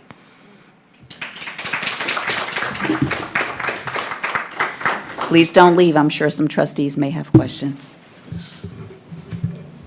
Thank you. I'm sorry. I'm sorry. Go ahead. Go ahead, Trustee Santana. Thank you, Board President. Thank you. My question is, your certifications. Yep. Do the credits transfer into, or do the certifications transfer into college credits? Okay, so that's an excellent question, and I get asked that all the time. The certifications are relative to the skill sets that the students earned or relative to the equipment that they've been trained up on. So the universal robot arm that's down the hall, your students are going to earn certifications on how to run a universal robot. Most of your community colleges are also in the business of awarding industry-recognized credentials, oftentimes the exact same industry-recognized credentials. So I tell people that's our common denominator in the conversation. We're in 23 states. We're in 93 schools. I retired out of higher ed to take this position. I was a retired dean.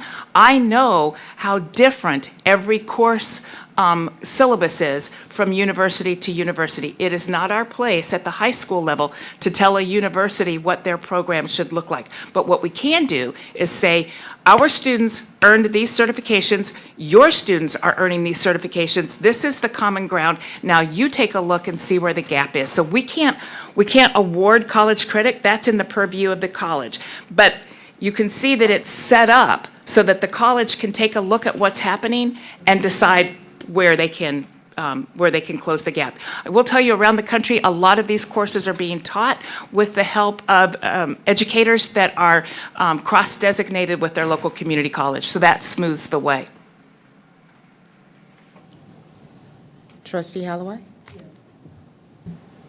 Ms. Schneider, you have been thorough in your description of this program. I appreciate that because you answered a lot of my questions. I have them all written down, but now I don't have to ask them because you answered them. But it was one I just really didn't hear, but I'm sure you said it. How long has the program been in existence? Oh, gosh, we just did some work on that this morning, actually 2011. I thought it was 2013, but no, this morning I found out we go back to 2011. Okay. Okay, yeah. Like I said, now I have nothing to say. Thank you. Dr. Woolley, thank you for your presentation. I have a quick question about post-high school. Yes. We are the Motor City. Right.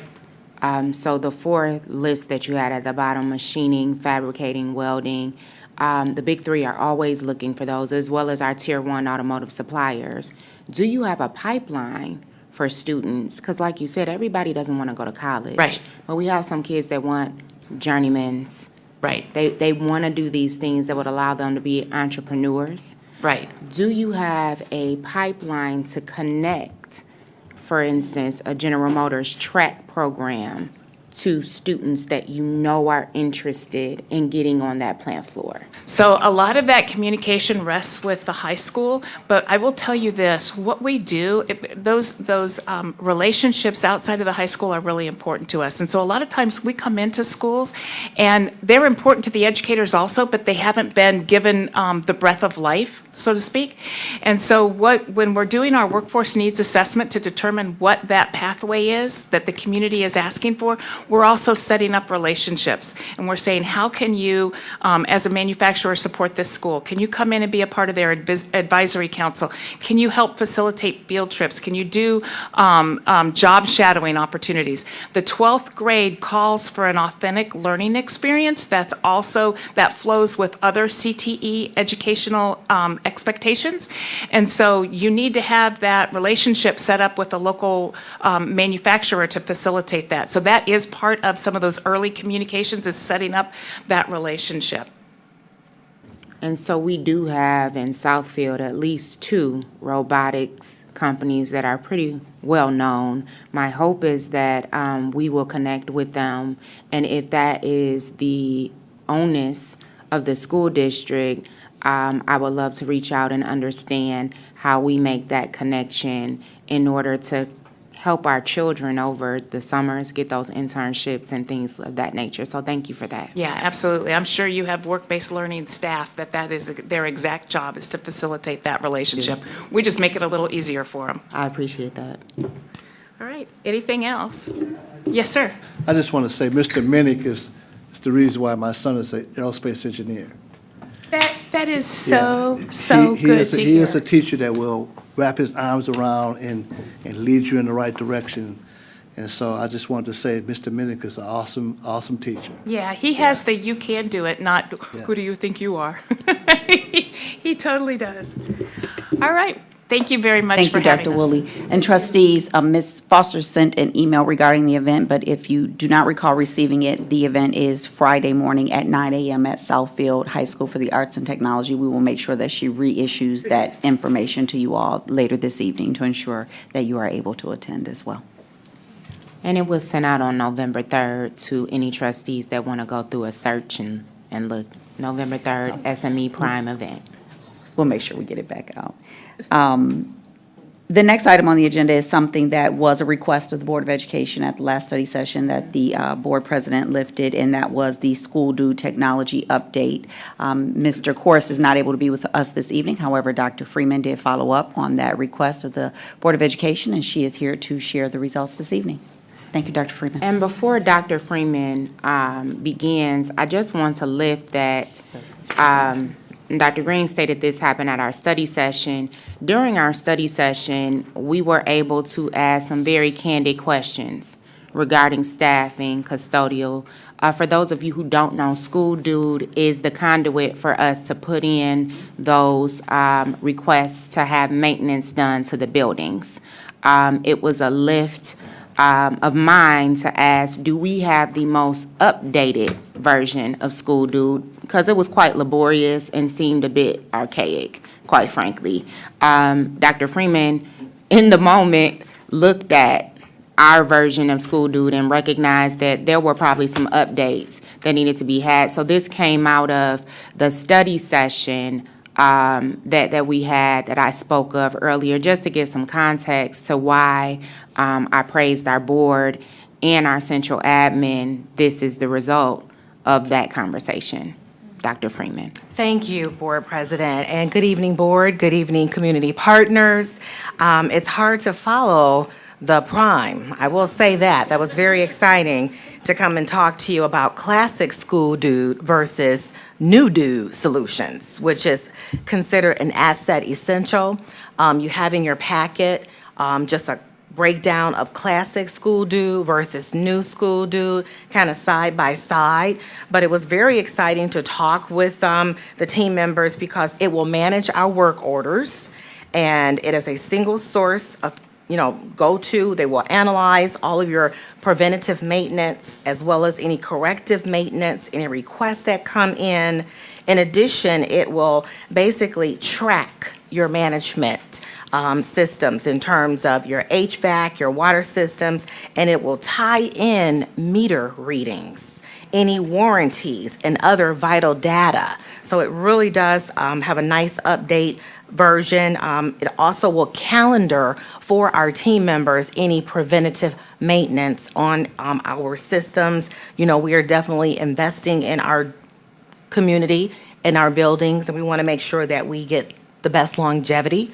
So again, knowing that inspections, any type of regulatory compliance will automatically be scheduled for the team members. It also will provide predictive maintenance in terms of providing that historical data that we currently have that will roll over into the new system. So again, it will give you an analysis regarding, do you need to repair it or should you consider replacing it? So it also kind of ties into us being able to balance budget, aligning our capital planning efforts. It'll take all of that into consideration. There is a mobile app, so our team members will be able to update, even without Wi-Fi. It'll automatically update those work orders so that principals as well as the operational team can see exactly what has been done. So again, it has some nice bells and whistles to it, as well as the reporting and the analysis piece, which I thought was outstanding, in addition to our event management. So as we have our new facilities open for community use, you will be able to go in, outline what it is you want, how you want the layout of the room to be. In addition, you can actually be invoiced as a community member from the system automatically. And if there's any damage to our facilities, we will be able to recover the cost right within this system. So again, we were looking at the price difference, and believe it or not, it's only about a $3,000 difference than what we're paying now. So more to come. Again, I think it is something that we might want to look at because it will also have an addition that we can put in called Origin. So as we create new structures, they will take into the consideration what it is you're trying to manage. So that, yes, it was put in system in 2023, and here's what you're going to pay in terms of cost of repair or how many hours they can bill right from it. So it really has some nice systems, and it is very comprehensive. So more to come on that, but that's the update on old school dude versus new school dude. What questions might you have for me? So, two things, thank you. This is very comprehensive. I have a ask that for all of our, and we had this conversation, right? For all of the tools we need to be auditing them because we don't know how long this has been available, and we've been doing ourselves a disservice, right? Because everything we need here, you said $3,000. I think the board is ready to vote now, right? Because this is absolutely what we need in our schools. The KPIs, right? The reports that we're able to do. Now, my only question is, I heard you say Origin was ad hoc. Are any of the things you listed here not all encompassing in the package of the update? Is there anything else? Like I see the PM management is a separate solution.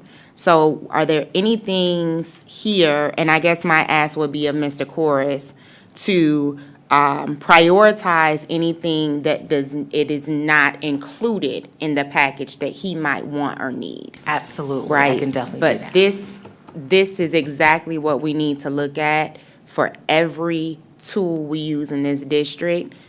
$3,000 saving us years of heartache, right? And then, I mean, I'm just happy that this is here and we know it's available. So seriously, thank you for this. Okay.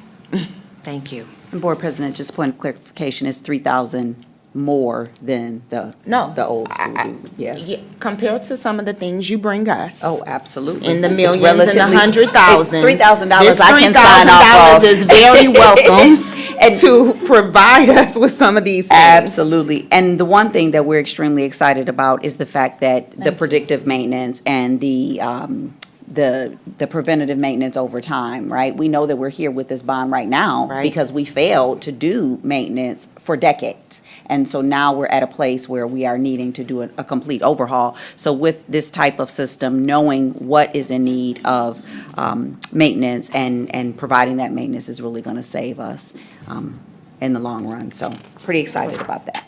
Trustees, did anyone have any other questions? I have one quick question. Sure. Is training, Dr. Freeman, is training involved in that piece at all? Yes, I'm so glad you said that because it's on demand as well as available through live chat. So it's Great, thank you. like on demand. Dr. Freeman? The mapping, mapping GIS data and locate work orders on a map based on priority or need. Now, is this going to be one that like lights up, or how's that going to work? How does that work? It's a dashboard, and it's very user-friendly, but they will also have access to it on an app or even a tablet. Okay. Prioritize things for them, but a very user-friendly device. Okay, because I visualized a big old screen with the map Oh, on it, and it no. lights up. Yeah. Okay. All right. Thank you. On their phone. More exciting things to come. Next, we have Ms. Paula Lightsey, who is going to bring to us over $500,000 in our most recent mental health grant. It's like Price is Right. Come on down, you're the next contestant. Let me get organized before I get started. Well, I do have a sheet up front, so. Thank you. Good evening, board members. Good evening. Good evening, Dr. Green, and community. Good evening. And so I'm going to be brief. Initially, I thought I should ask, how much time do I have? But then it's almost 9 o'clock, so I'm going to be brief. So I come to you this evening with a report on the mental health grant that we received that was very close to $600,000. And it's for students. And we're working on many things. And listening to the community members this evening about behavior, the SEA officers speaking of adult SEL, I was excited because we're working towards improving our social and emotional learning skills of our students. And so I just want to go over some of the plans that we have in place for this grant. Ms. Summer and I meet frequently to discuss where we're going, but what we do is we look at data. And so we make choices based on data. So a group in the district, about 30 people got together, and we spent a whole day thinking about our data and where we're going. And this is the outcome of our time together, our SPS SEL mission statement. And SEL stands for Social Emotional Learning. Intentionally build an inclusive, safe community that supports and promotes the mental and physical well-being of its members. So everything we do, it's intentional. We're not pulling something out of the hat, it's intentional. And when the word intentional comes up, I was at a conference recently and we were talking about the word intentional. And someone asked, well, what does that mean? That's such a buzzword. It can be if you're not intentional. And so everything we do, we relate it back to this. CASEL, Collaborative for Academic, Social, Emotional Learning. And there are 5 competencies that we focus on. And those competencies are self-awareness, self-management, and those are internal pieces. That's going in the inside first. If you don't have self-awareness and self-management, it's sort of hard to work with people. It's sort of hard to move forward. It's sort of hard to learn. And then from there, we build those skills, and then we look at social awareness. So then we're considering how you feel, how I feel, how we walk in the world, how you address others, and also relationship skills. And then finally, if you have all those other pieces, you have responsible decision making. And so that's what's driving our work. And it may not feel that we're making a change quickly, because change doesn't happen quickly, but we're making that change. So the grant, I'm not going to read this, but I can tell you, before real learning takes place, your mental health, social, emotional needs need to be addressed. So these are, did I lose a word? I did. I lost a letter. It says, it should say services, opportunities, and fun. And so everything we're doing has to give service, give you opportunities, and you gotta have fun doing it. And so I'm sorry. And so these are some of the pieces we're working on. Conduct workshops that teach mindfulness techniques and stress reduction strategies for students. Many of our staff and students are suffering with anxiety. And mindfulness skills really helps eliminate, activate. It gives you tools and resources to help you during test taking, when you have to sit at a meeting and listen to people I was going to say bash you, but I want to bring that back in. When you have to sit during a meeting and you hear things that aren't so positive, when you have strong self-awareness skills and self-regulation skills, you can work through that, because everything we do and hear may not be what we want to hear, but how do you react to it? So mindfulness is a tool to help you monitor that. We're partnering with teletherapy. We want to provide virtual counseling for our students. We're going to expand counseling service by contracting additional licensed counselors and social workers to provide more students with individual and group counseling. After COVID, and even before COVID, our students need support, whether it's because of grief, family situations, and so we're going to provide additional support for them, because a school counselor can't do it all, a school social worker can't do it all, so we're hoping to be able to do that. We're going to organize after-school workshops where students can engage in art, music, and other expressive therapies to promote emotional expression. We're also going to invite experts and speakers to come speak to our students.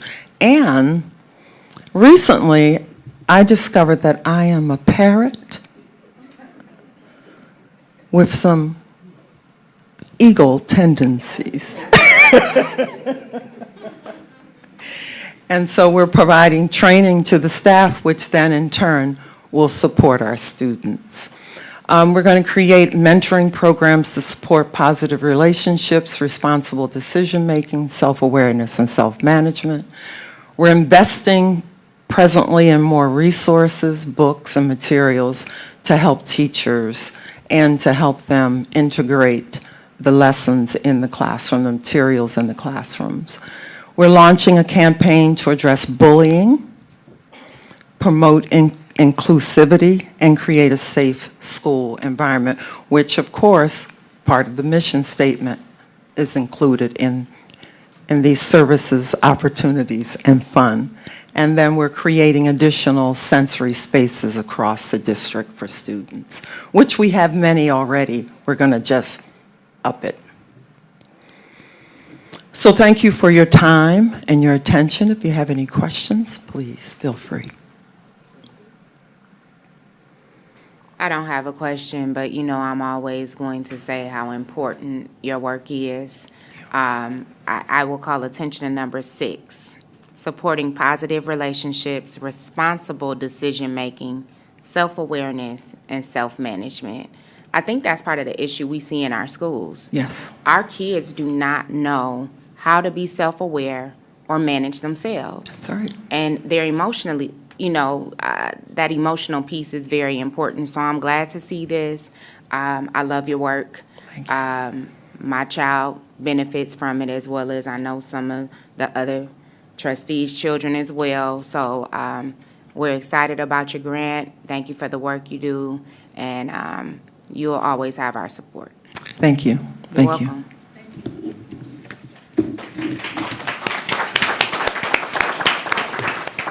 And Ms. Lysy most recently shared with me that doing this work is her passion, her calling, thus we are making it impossible for her to ever retire from Southfield Public Schools. So I just wanted that on the official record in the event that she ever considered it in the future. Thank you, Ms. Lightsey, so much for all that you do. And trustees, the investment in the DISC surveys, you will receive a link in the very near future for you to actually complete the DISC survey for your communication style as well. So we are pretty excited about that.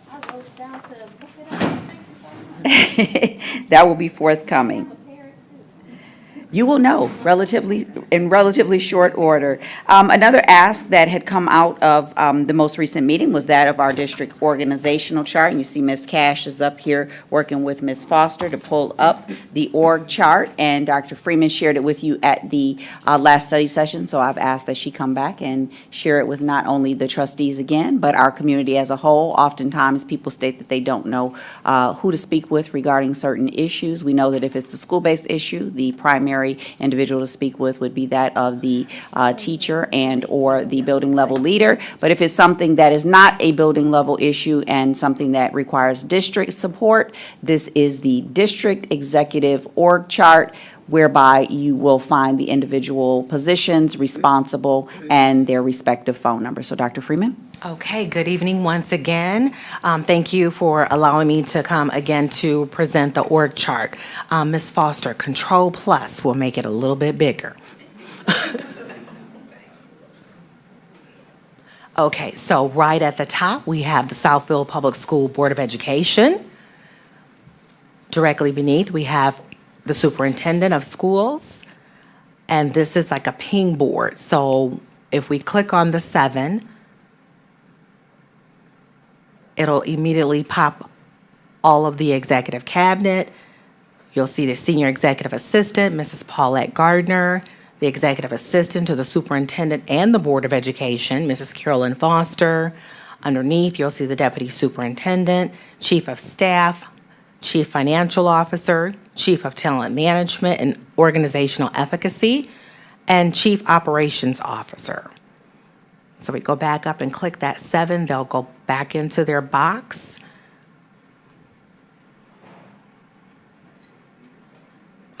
Okay, thank you. And then just go down to, okay, there it's under Deputy Superintendent, the box, and then it'll pop open. If you can Control Plus again. Thank you. We'll see our building level leaders, elementary, middle, as well as our high school principals. Director of Early Childhood Education at our Bussey Center. We also see our Intense Student Support Network, the Director of Intense Student Support. Instructional Infrastructure, the Executive Director of Instruction. Special Projects Supervisor, District Programs, and Special Projects to the district.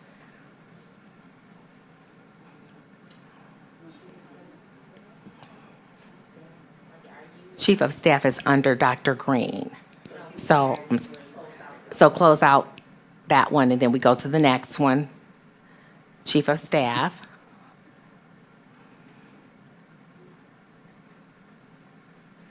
Thank you. And then we have the Communications Department, Director of Communications, the Athletic Director. And then we also have listed some of the contract partners that we have under security, DM Security, as well as supporting our SROs and our Emergency Operations Plan.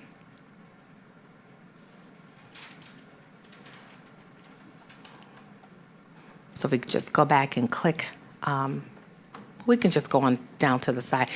Now we have Chief Financial Officer, and that's Special Projects, Community Partnerships, Community Use, under the Chief Financial Officer.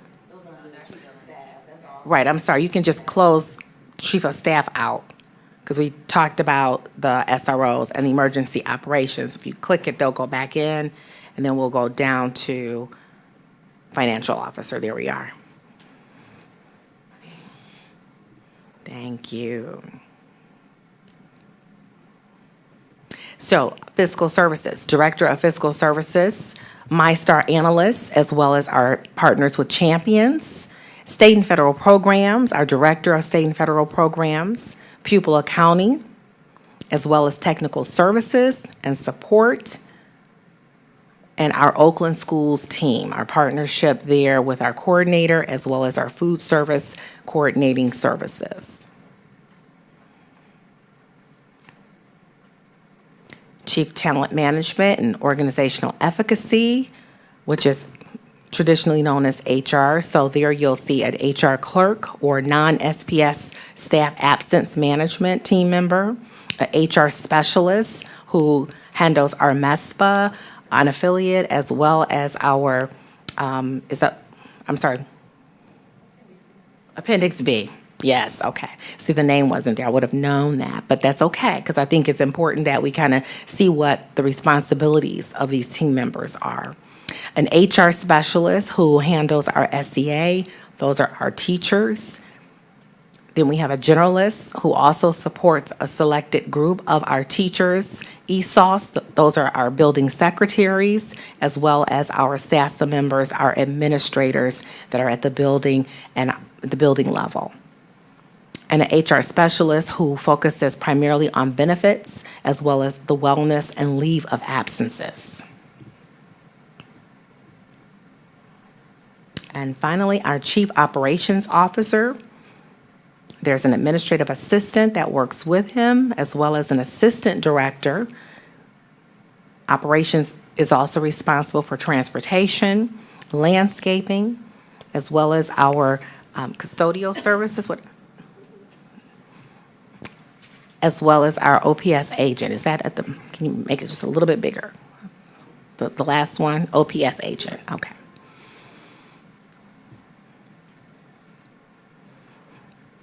It's so large, it was difficult to print. And when you print it, I can't Control Plus. So, just so that I can actually make it out from here. Okay, what questions do you have for me? We walked through this, and I think we went into our questions at length. Our ask of you was that you share this with the community so they know who goes where, right? And you've done that very well. Trustees, did you have any questions or comments regarding the org chart? Hearing none. Thank you, Dr. Freeman. Thank you. Thank you, Dr. Freeman.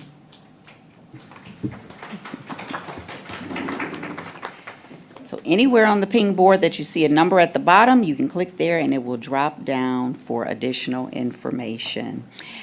Also, for additional information, we are very pleased to always bring you our bond updates. That is exciting work happening throughout our district. We did forward that to all trustees. We do have our partners here with Plant Moran Real Point, as well as Barton Mallow. If there are any questions from the trustees relative to the bond work that we are doing, Mr. Anderson, Ms. Williams, if you want to come up to the podium and answer any questions that the trustees may have.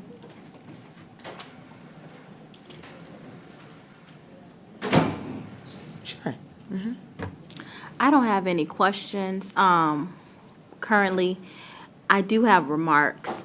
I mentioned before that during the first course I took was capital projects. That was actually the first course. That was the course I went looking for. I'm going to just be in all transparency. And it was not because I doubt any of the work you all are doing. However, as an educator, I just believe in being educated, right? Educated for myself. And I just want to say that I was very proud as the presentation was going and information was being given and delivered. I was able to say, yep, we're doing that. Yep, okay, I remember hearing something about that. So I was just able to really glean that, we're on the right track with things, of course, as I already felt confident that we were, but just to be able to experience it in a different space. And to get that sense of confidence. So just wanted to lift that. Trustees, did you have anything else for Plant and Moran? Hearing none, this was an easy night for both of you. Very easy night. Trustees, they will be coming before you next month with a very thorough quarterly update, which will be much more comprehensive. It will have our dashboard. We are also in the process of updating our social media to have live information going to our community on a more frequent basis that way. And then also for any community member that may be interested in what we're doing, they can find our recurrent updates on our district website, because that is something that we keep up to date with Ms. Cash and the team from Plant Moran Real Point. Thank you. You got off easy. I'm sorry? The recommendations? You want, well, Information they are items you wanna do on that? information items. If the board president, if you I mean, wanna- if you're already up here, I believe I think in she wants to working go home. smarter She's like, okay, hold on, instead can we of just move working up my harder. items? I know you have, and trustees, if it is the wish of the board, if we can move the information items that are regarding the work that Planet Moran is doing, that is B, C, D. That's it. B, C, and D. So we have Report 6255, French Associates, Amendment 1.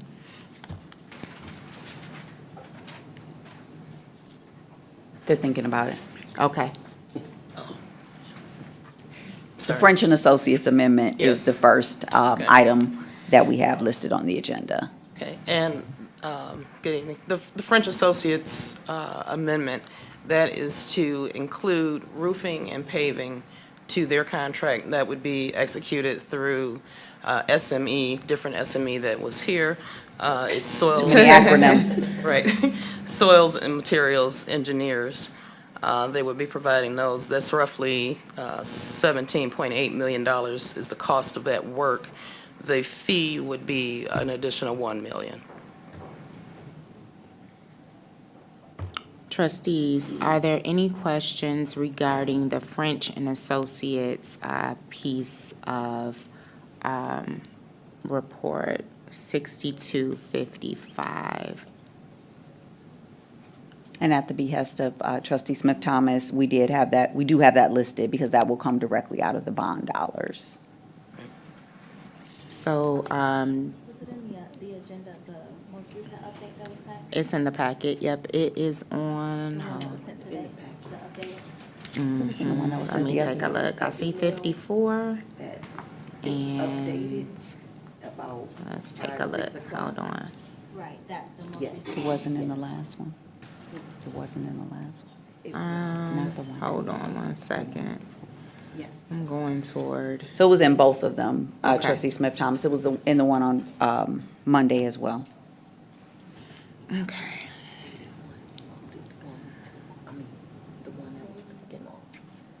It is. It's on page 27. See up through 30, I believe.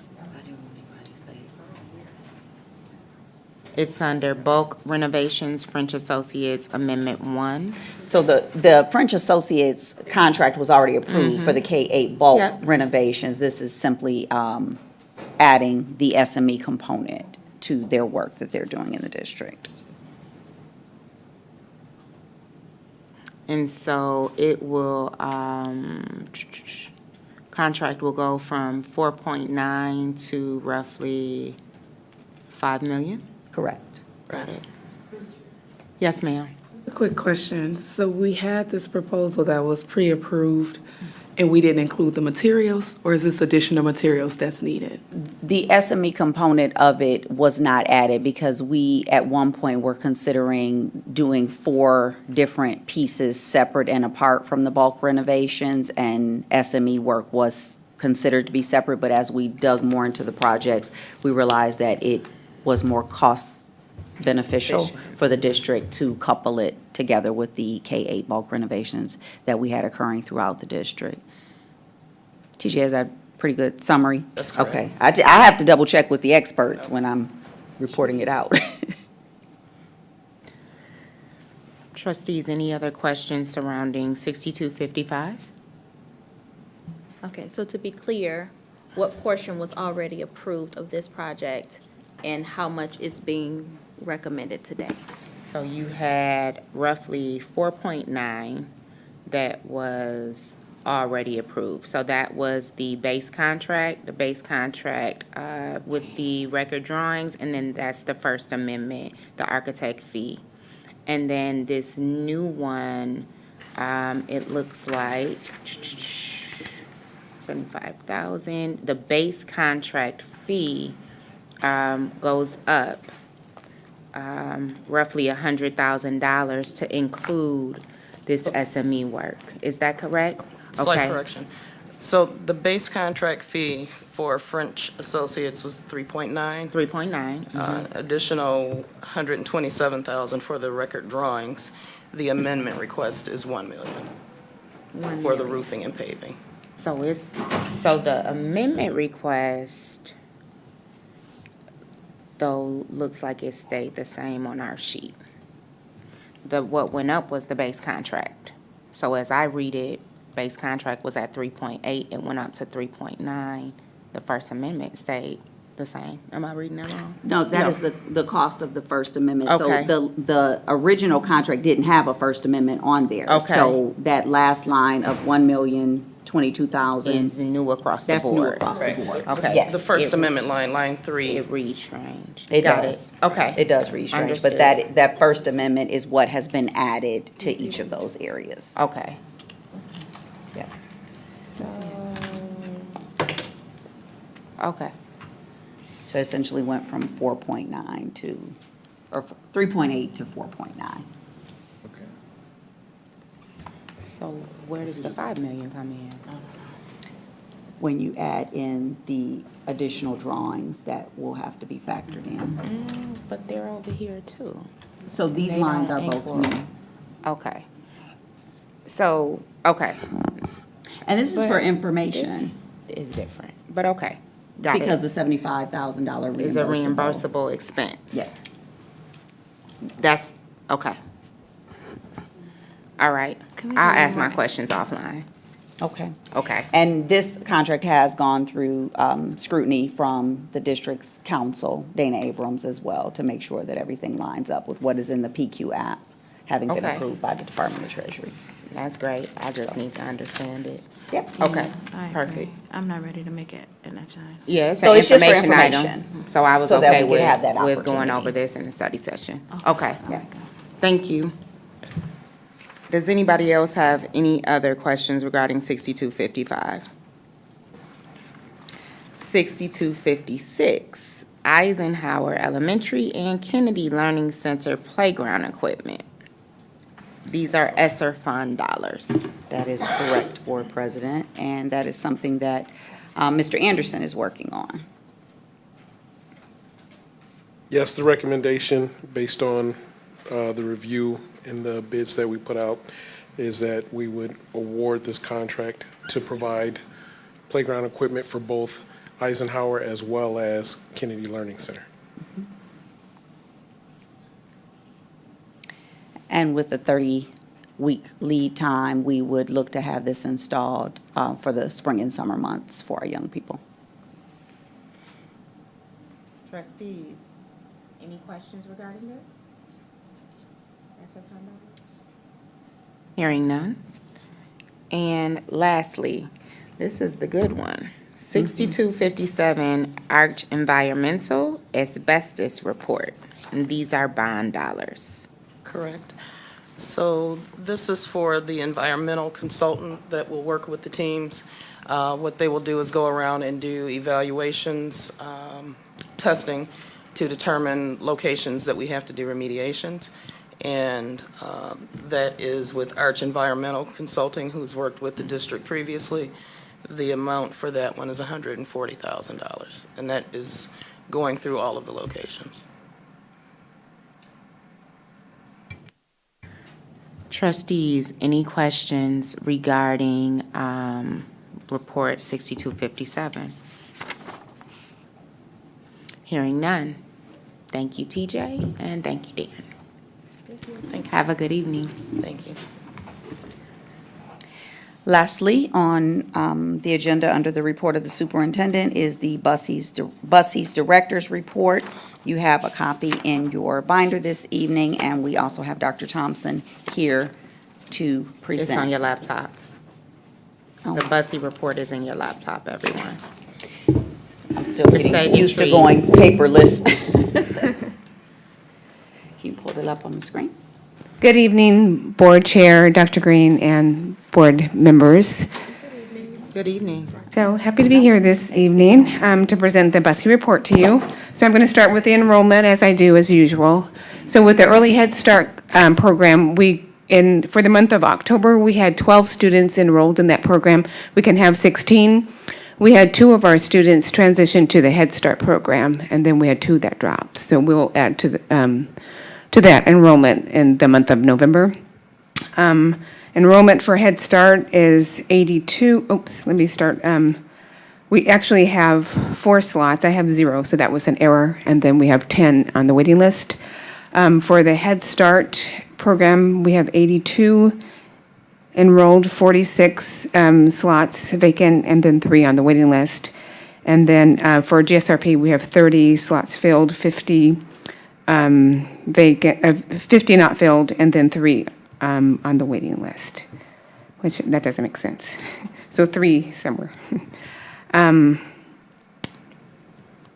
For drops, for Early Head Start, we have 2. Head Start, we have 1, and then for GSRP, we have 0.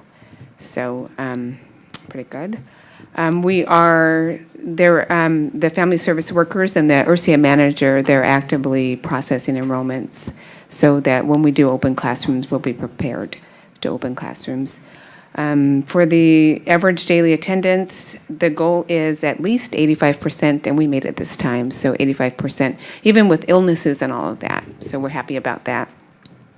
With the Child Adult Care Food Program, CACFP, for the month of October, for breakfast, lunch, and snack meals, we served 5,275.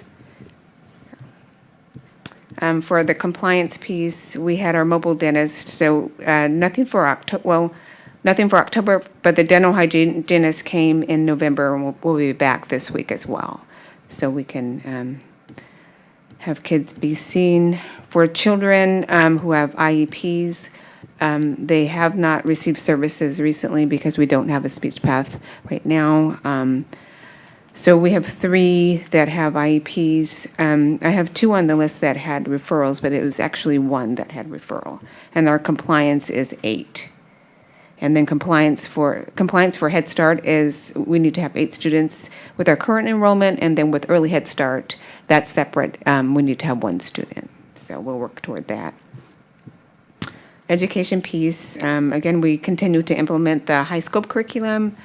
I mentioned before that we were going to have training, a building-wide training with CORE, and CORE is what we use for our assessments. The teachers collect anecdotal data and enter it into the data system. So Oakland Schools is coming out on the 15th of December, and they're going to do a building-wide training at Bussy. So we're excited about that. That's the first piece that we'll be doing with the curriculum, and then we'll move on to the high scope. And then the core assessments, our first period of data collection is September 5th through November 19th. And we'll share that information, the core information, as well as progress reports during the conferences. Then GSRP, as I've said before, and Head Start GSRP classrooms are supported by they receive additional support from Oakland Schools Early Childhood Specialists, and she's been out to work with the teachers, talk about their instructional practices and things like that. So it's pretty nice. I think they all appreciate that. For family engagement for the month of October, we've been really, really, really, really, really busy. It's been a really fun month. The first thing we did was Muffins for Moms, and that was on October 18th. So we had our moms come in before school, and then we had them come in the afternoon at 2 o'clock. So we served them muffins, danishes, and juice, and each of the moms got a crown, and which was fun. And the conversation, the discussions were really rich, and the moms really enjoyed being together. They talked about experiences they had with domestic abuse. We talked about gardening, talked about childcare, and all of that. So it was great. It was phenomenal. We also did a curriculum night on the 24th of October. And so we started out in the Media Center, and we had a PowerPoint where we went over the high scope curriculum, and then the teachers were in the hallway, and they went through the daily schedule that the kids go through on a daily basis. So parents learned about the curriculum and then the daily schedule as well, so the different components of the daily schedule. So I think our parents, we got really positive feedback about that as well. We did a short survey, and we got some feedback, so that was nice. And then the last thing was the Harvest Festival, and that was Thursday, October 26th. It was a beautiful day, lots of activities. We had the Little Steps program participated with Bussy as well, so that was fun. So we had a petting zoo, train, face painting, balloons. We had pumpkin picking, apple scooping, not apple bobbing, but scooping. We had games for our littles as well as the 3-4 years old. We had donuts and juice as well. So families really enjoyed that. The staff enjoyed that as well. So it was a lot of fun. So we currently have 9 of the 13 classrooms open. We plan to open a 10th classroom in November. We hired a new teacher. We do need an assistant, but the teacher is currently shadowing and working with one of the classroom teachers so she can just get a feel for Bussy and learn. It's been a good onboarding period for her, so we're planning to open the 10th classroom, and it will be a Head Start classroom. So currently we have 2 early Head Start, 3 Head Start, 3 Head Start GSRP, and then 1 GSRP. And we'll move forward, so making a little bit of gains. For the upcoming events, we have a movie night this Thursday. We have postponed our building beautification project, but we did find out that we did get some two $50 gift certificates from Home Depot to help with our building beautification project. So we're going to announce that. We have things to do within the building. We want to revamp our Bussy Town and do some building of cabinets and things like that, repair some toys and paint. So we'll share that date and invite others to help out within the community. And then our mobile librarian is going to begin meeting with their classes in the Media Center. And that's about it. Any questions? I do have a question. Dr. Thompson, you are down an assistant director, and it's been the case since September. Are we interviewing? Do we have applicants? I'm a little concerned, and to be candid, I've had people reach out to me and say they applied. So I'd like to know where we are with that, because staffing is a concern in this district.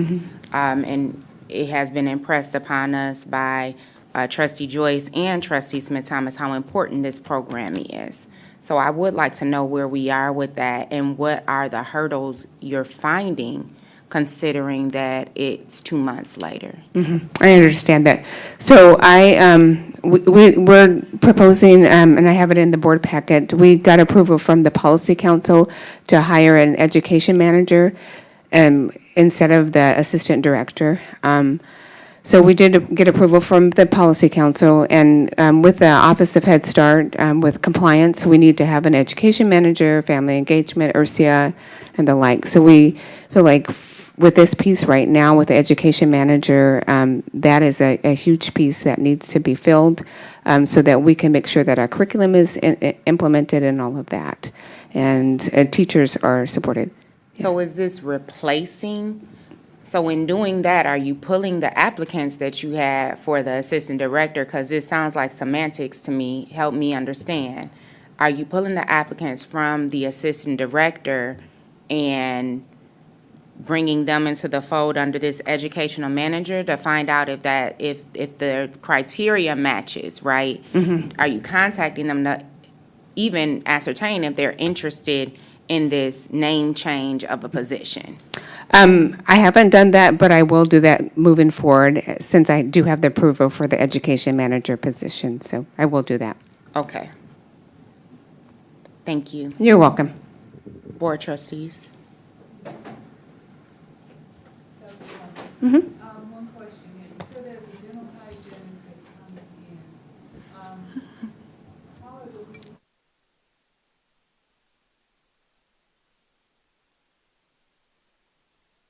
makeup goes for hearing and eye checkers. They have those as well. Yeah, we've done the hearing and vision, and then for the dental, we have information in Child Plus to see who has had a dental exam, and then we send out consent forms to specific students so that parents have an opportunity to take advantage of that. So if there is an issue identified while they're being seen by the mobile hygienist, first of all, they can get their teeth cleaned and all of that. And then if there's an issue, then they can be referred to someone else. So we've done that to make sure that our students' needs are getting met. Okay, like referred to whom? Like a dentist within the community. So who takes care of that? The parent? They would be the one responsible? Yeah, Okay. Same for eye exams and what was the hearing and vision, yeah. Okay. Yeah. So just to clarify, hearing, seeing, and now dental are all state mandates, so they happen at our elementary schools as well, correct? Okay. Yeah. Trustee Smith-Thomas? Thank you, Board President. I have a couple questions.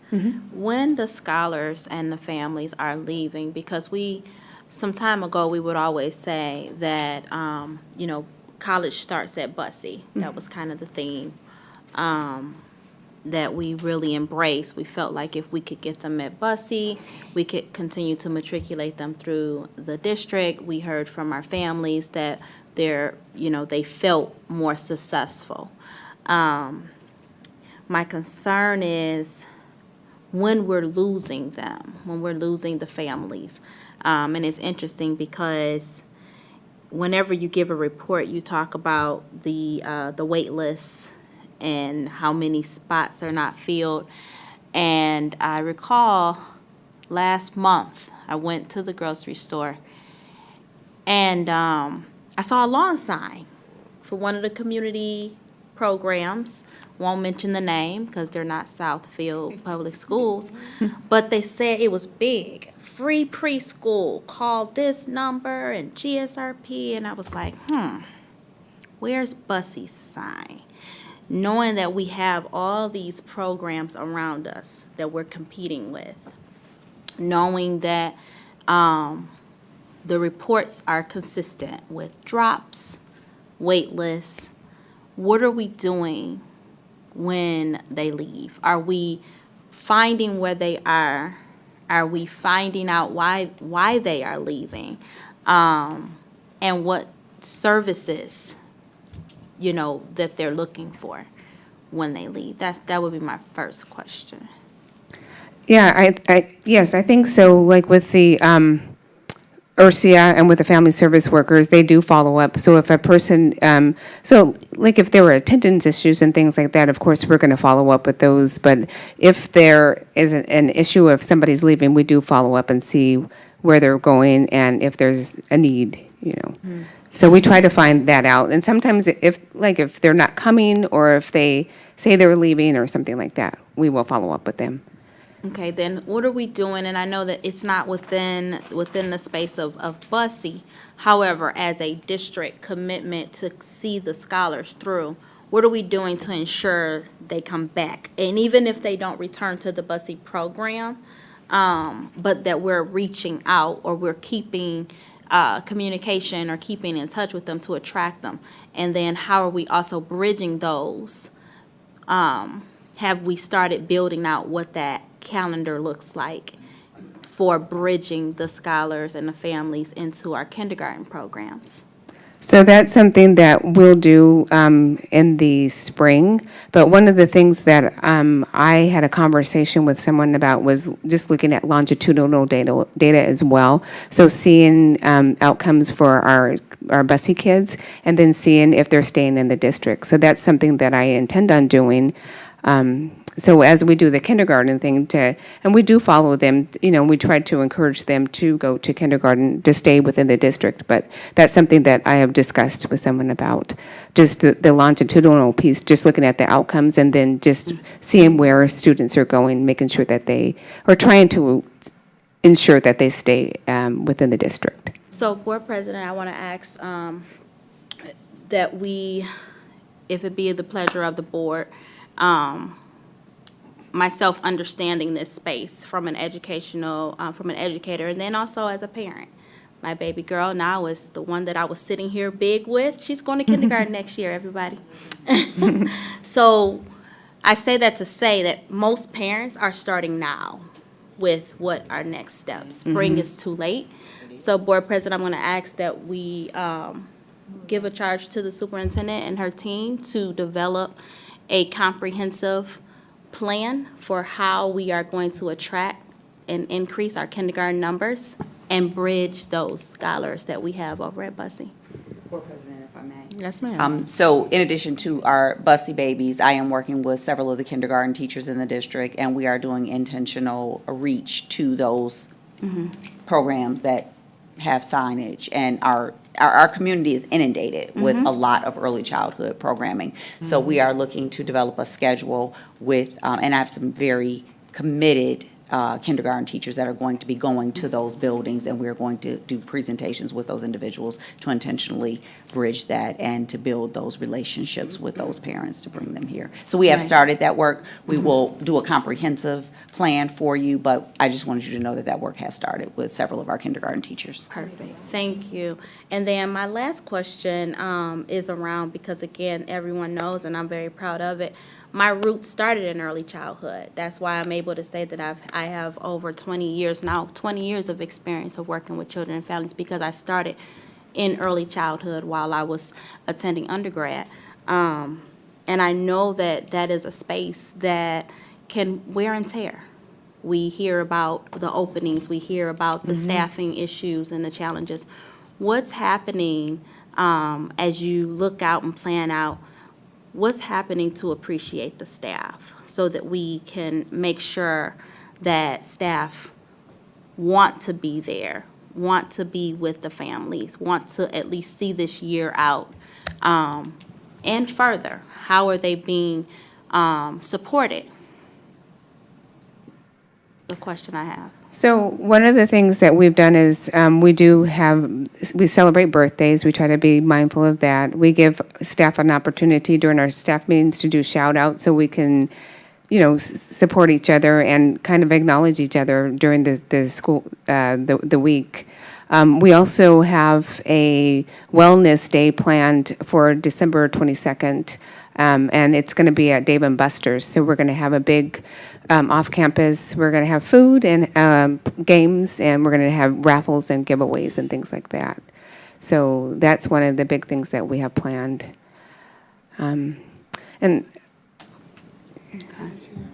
Yes. And I don't know if we have time for this today. This is just a quick question. I want to make sure I understood this.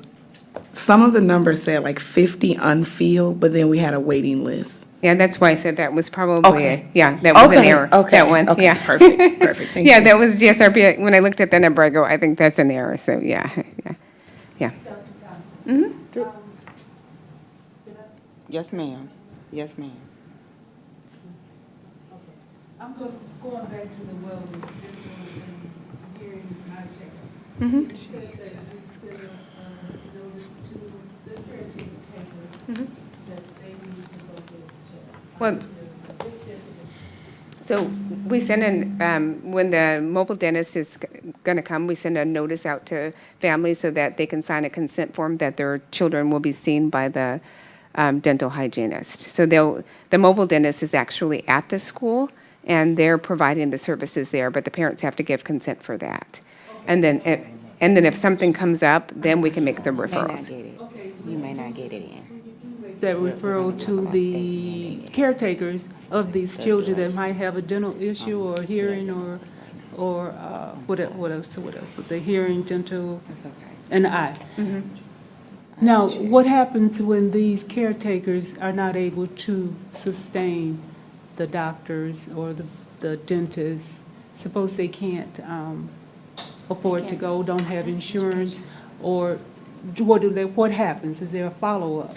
That's a violation.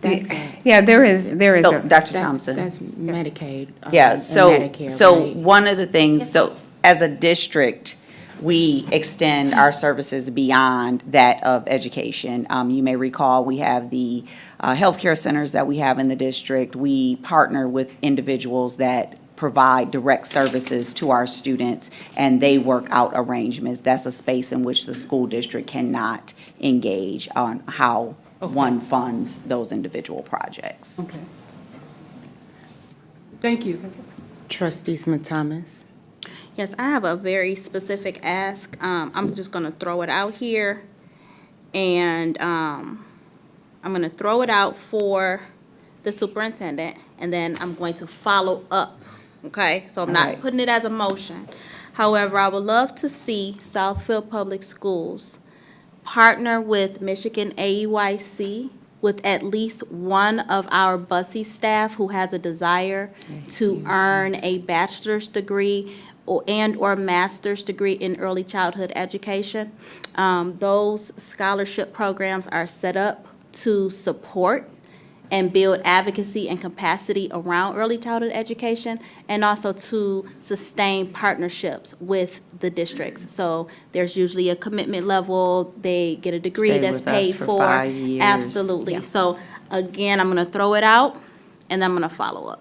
Sounds good. All right. Also, we did, to your point about families making decisions, we've moved up all of the kindergarten roundups in the district. We used to have them in March. Now they are all going to be in the month of January. So right Nice. after we come back from the break, you'll start seeing those. Absolutely. Nice. So I'm going to say something, and I'm going to be very candid in this moment.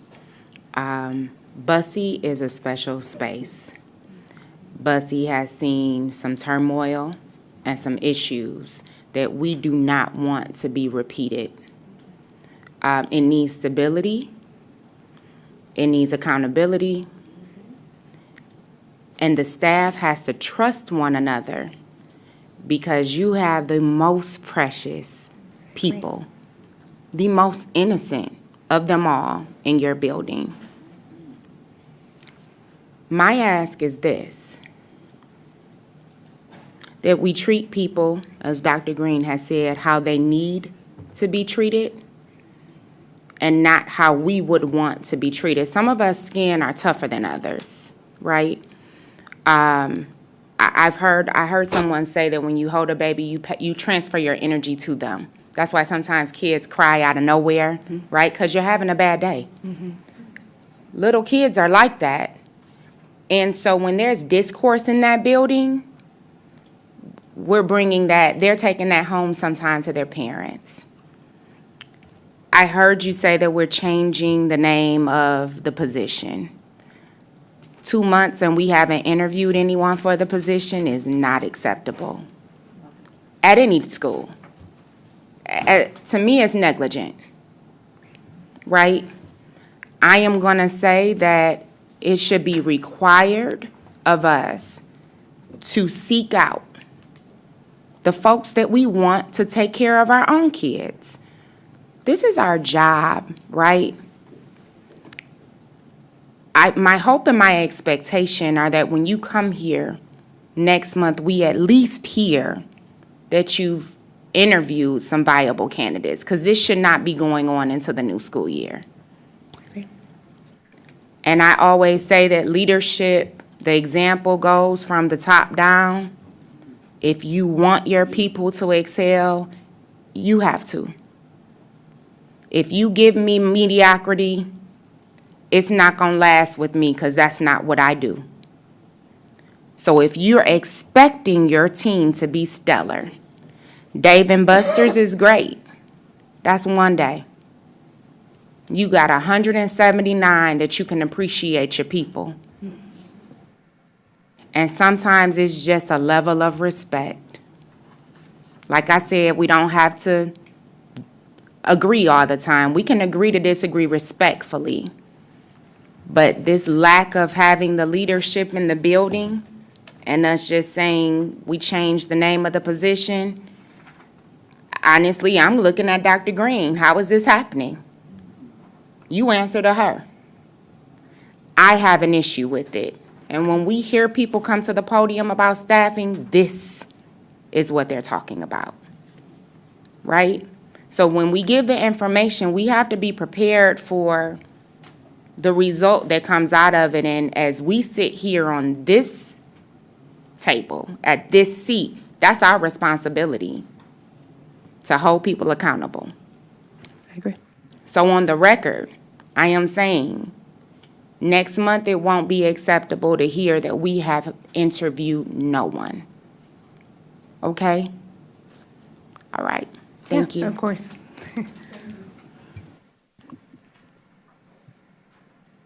Trustees, any other questions or comments?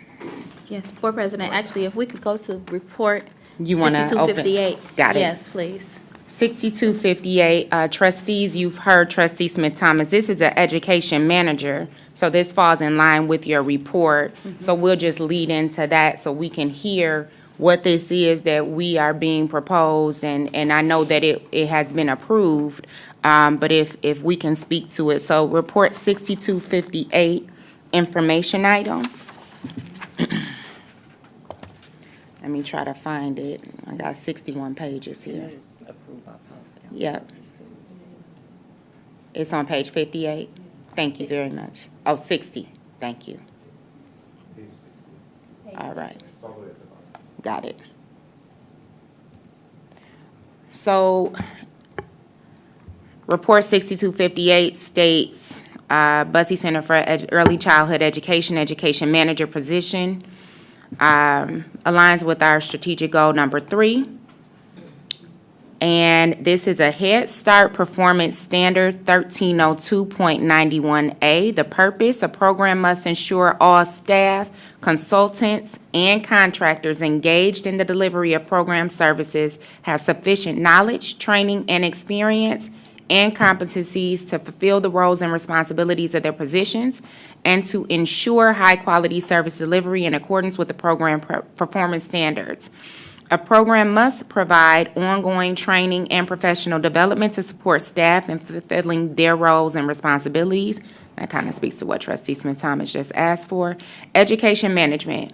As prescribed in Section 648A2BI of the Act, a program must ensure staff and consultants that serve as education managers or coordinators, including those that serve as curriculum specialists, have a bachelorate or advanced degree in early childhood education, or a bachelor's or advanced degree in equivalent coursework in early childhood education with early education teaching experience. Cost benefit, not applicable. Recommendation, the superintendent recommends that the board approve the education manager position. Impact, if not approved, the grantee will not be in compliance with the Head Start performance standards, which could result in a finding. Next steps, if approved, posting the position on Oakland Schools website. Dr. Thompson. Okay. So the education manager, this is the person who's responsible for, it's a member of the, active member of the Early Head Start leadership team, as well as the GSRP program. This program is funded 36% by GSRP and 64% by the Head Start. And it's involves the management of the education and child development components of the early childhood programs at Bussey. This position is responsible for program planning and design. So it's about the curriculum and all of that planning.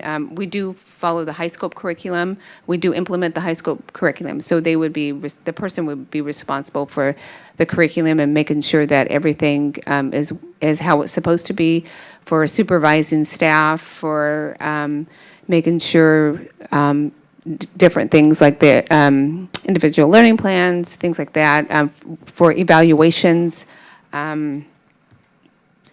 They're responsible for the quality and practice components of the high scope curriculum, child and classroom environment assessments, teacher training, and professional development.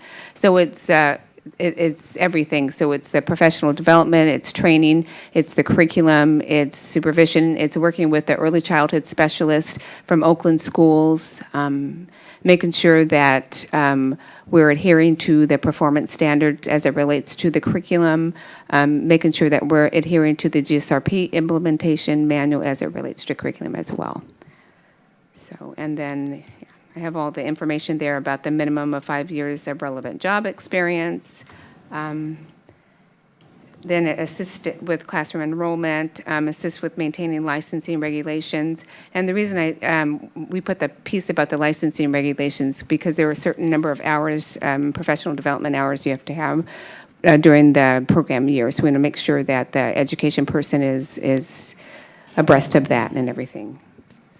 Trustee Smith-Thomas? How does this role differ from I the was, assistant director? get out my head. Yeah, this person is primarily responsible for the, just for the education. So would be wholly and totally responsible for the curriculum, education, supporting teachers, supervising teachers, and all of that. So are we asking for this position to be built into the BUSI infrastructure, or are we replacing one position for the other? One-to-one replacement. I have to say, I read that the next step is posting the position on Oakland Schools' website. So we had a position posted for months, called no one. Now our expectation, and we just heard what Mr. Washington said, finding people to fill roles like this, right, in the middle of a year is a daunting task. I'll tell you what I would do if I were you. I would ask HR to pull every single applicant, and I would call them and I would ask them if they were still interested and to let them know that this position is now being installed at BUSI. You're not in a position to sit still. I feel some kind of way when my community looks to us, who they elected, and says, we have a problem, what are you doing? And then I hear, we haven't moved. This is not the time to move. We're in go mode. We've just asked for $340 million to improve on the district.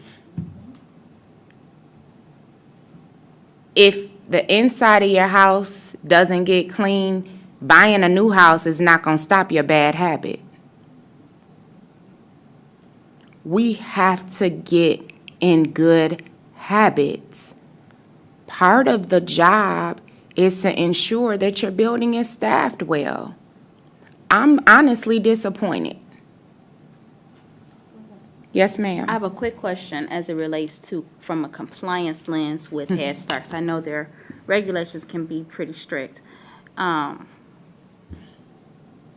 Do they require the position to be, because you had to take it to Policy Council had to approve it.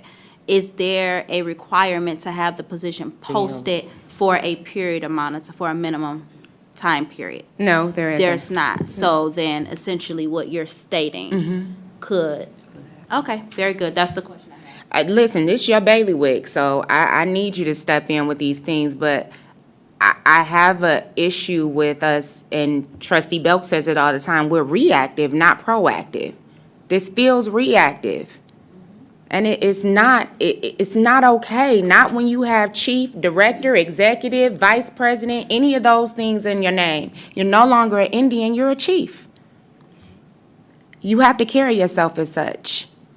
This is the accountability piece. I get it. So when you come here next month, there's an expectation set. And I have a very good memory, like an elephant.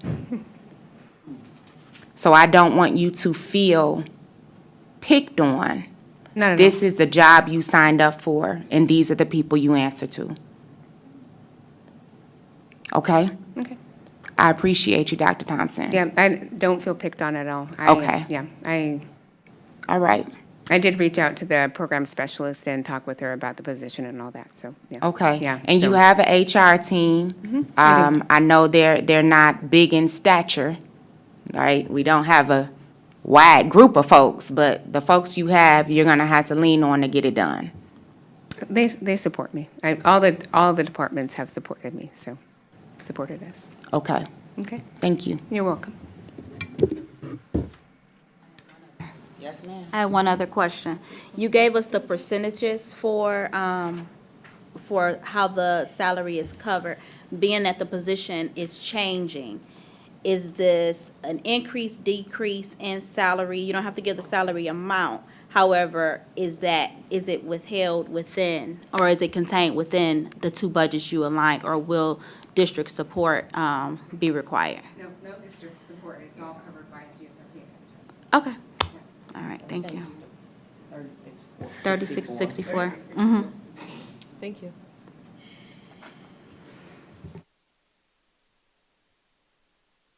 Action items, consent agenda approval of minutes, October 10th and October 24th. Trustees, is there a motion on the floor? So moved. Support. It's been properly moved and supported. Is there any discussion? Hearing none. Trustee Smith Thomas, please call for the vote.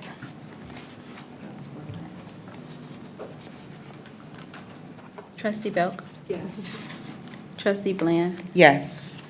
Trustee Holloway? Yes. Trustee Johnson? Yes. Trustee Joyce? Yes. Myself, yes. Trustee Wirdeball? Yes. Unanimous. Motion carried. Thank you. Report 6253, Personnel Action Report. Trustees, is there a motion on the floor? Support. It's been properly moved and supported. Is there any discussion? I know I have some.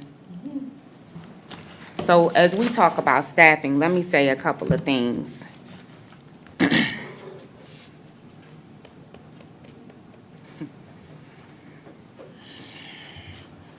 There's a diligence that is required in getting the right people in the right place at the right time.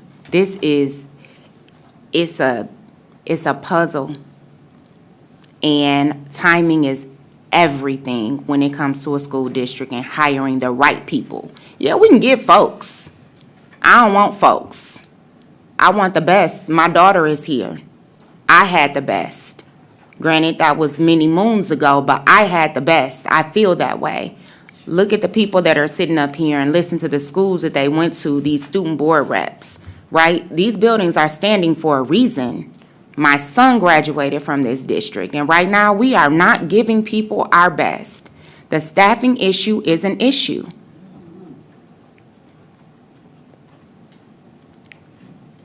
It's not enough. It's not enough to put a rec out there and just let it sit. It's not enough. You have to recruit, and then you have to manage the talent. I said it at the study session. I respect the fact that Dr. Green keeps us fiscally sound. We've seen it in the news. There are some districts that use their ESSA dollars the wrong way, and they don't know whether they're in the black or in the red. We don't have that issue. My issue is that we need adequate staffing. I will say it again. I don't believe that 5 people in HR is adequate for having a staff of over 600. Make it make sense. For me, it doesn't. You know, I'm looking at number 4. That's a hit. I'm looking at number 8. That's a hit. I'm listening to people say they're without staff, and I have an interviewing a person. That's almost negligent. So this board reached out to building leadership today, asked for their wish list, asked for their numbers. I will give them their credit. They got it all back to me when I asked about the master schedule, and they had great feedback. I'm looking for the same thing today. We have a job to do. Some of us saw the job description, responsibility, duties. If it's different than what you signed up for, let's love you. We love you right out the door. If you want to stay, though, give us your all, please. Please give us your all. Our kids deserve it. The people that stay here every second and fourth Tuesday until 10 o'clock at night grinding, They deserve to have building leaders and staff members that appreciate their work. Our building leaders deserve the best, and our kids deserve it. So this staffing piece is important, and we're gonna figure it out. But you can't be lazy about it. Yes, ma'am. I have a concern, I echo all of those remarks, so I don't want to just like move past that. However, number 6, as it being directly tied to compliance, Yep, I named that one too. how is, Dr. Green? So that position is posted, and Ms. Angela Smith is here this evening. I inquired about that. The position is posted. They left messages today for interviews for individuals. They are tracking compensatory hours to make sure that we're able to make up those hours for any student that may be missing that time with their speech pathologist. I'm gonna pose some audit speak to this board. I see a gap, and I see a risk. So what we do is we get a talent management personnel action report, and it tells us who's coming, who's going. What we don't see is how long they've been going and the position hasn't been filled. That is quantitative and qualitative data that we're missing. And so as you rack some of these up, and if I go back months, what's still open and what's been closed? So we have the effective date on there, but we need to have another column added with what is still posted and then the replacement piece. So we added the notes column at the behest of the board, but what we need to have is what's still open and what's been filled. For sure. And then I guess my other question is, how long has it gone? And is it a question of we're not getting the right candidate? We're getting a lot of candidates. We're just not opening it up to see who's in the queue, right? That's a different conversation. Yeah, that's a different conversation. And 1 and 6 are continuous issues. I mentioned a couple meetings ago that we have some neighboring districts that have some sizable signing bonuses for those respective positions. We are in conversation with our SCA to see if we can subcontract out some of those positions in the interim, because unfortunately, that is a very, very high demand, low volume candidate pool that exists within our Tri-County area. And I'm okay with that, right? There's a lot of jobs that are in high demand. I know how long it took me just to go see my primary care provider. I made my appointment in February and just saw her last week. So we know that there's a shortage. Beyond that, though, we got a people problem. We do. Because if you sleeping on the job, go home. I'm watching it, and I'm able to ascertain things pretty well. I know that there's a teacher shortage, but we also have to do some things better. We just have to. I have a question as it relates to, because I understand there is a shortage, and I believe that was what the legislation was trying to do, was to assist with the reciprocity and trying to support that, because it's not only teachers, but it's also counselors and some of those other support staff roles. However, my concern is, in the meantime, because we can't tell scholars, we can't tell the federal government, we can't tell the compliance agencies, oh, the services aren't here, or the staff isn't here, because that's missed services. And we especially can't tell the scholars, I'm sorry, we can't give you the interventions that you need to be successful, right? And as a parent with a child with an IEP, that's not going to fly, right? How are we supporting the teachers? And as an educator in the classroom with students who have IEPs, when we know that these services are lacking from the buildings, from the district, how are we supporting them to ensure that there's some level of intervention so that at least the parents can meet us in the middle? So at least the parents feel like, okay, I'm right there with you, let's work through this together. And I'm going to ask Ms. Smith if she would join us at the podium to address some of the interventions that we have in place coming from the ISSN lens. So as she's joining us at the podium, I do know that we have started to split some FTEs across the district to ensure that we have some semblance of equity happening for our young scholars, and then also looking to contract additional staff to have them on board to give those services to our scholars. So Ms. Smith? So right now, we are, as Dr. Green mentioned, looking to contract third-party services for that staff that we have not been able to hire outside of Southfield, as a part of Southfield Public School. Unfortunately, there are some MOUs that have to be sought out, and that has been in the works for the last 3 or 4 weeks. In addition to that, we are having staff share school buildings. And so those with smaller caseloads, we've asked them to go over and to support other staff where positions have been vacant. As you mentioned, there is a shortage. Many of our self-contained classrooms, our programs are embedded, and so some of those services that they would get pulled out, they still get in the classroom. We are keeping track of compensatory hours, and those will absolutely be implemented with fidelity. Those positions have been posted. I am constantly checking Frontline, which is the consortium, in regards to number 6 specifically that you mentioned. The prior position has been posted for 2.5 weeks. The person just left 3 weeks ago. We've had 1 candidate. I reached out to that 1 candidate, and I have not gotten a phone call.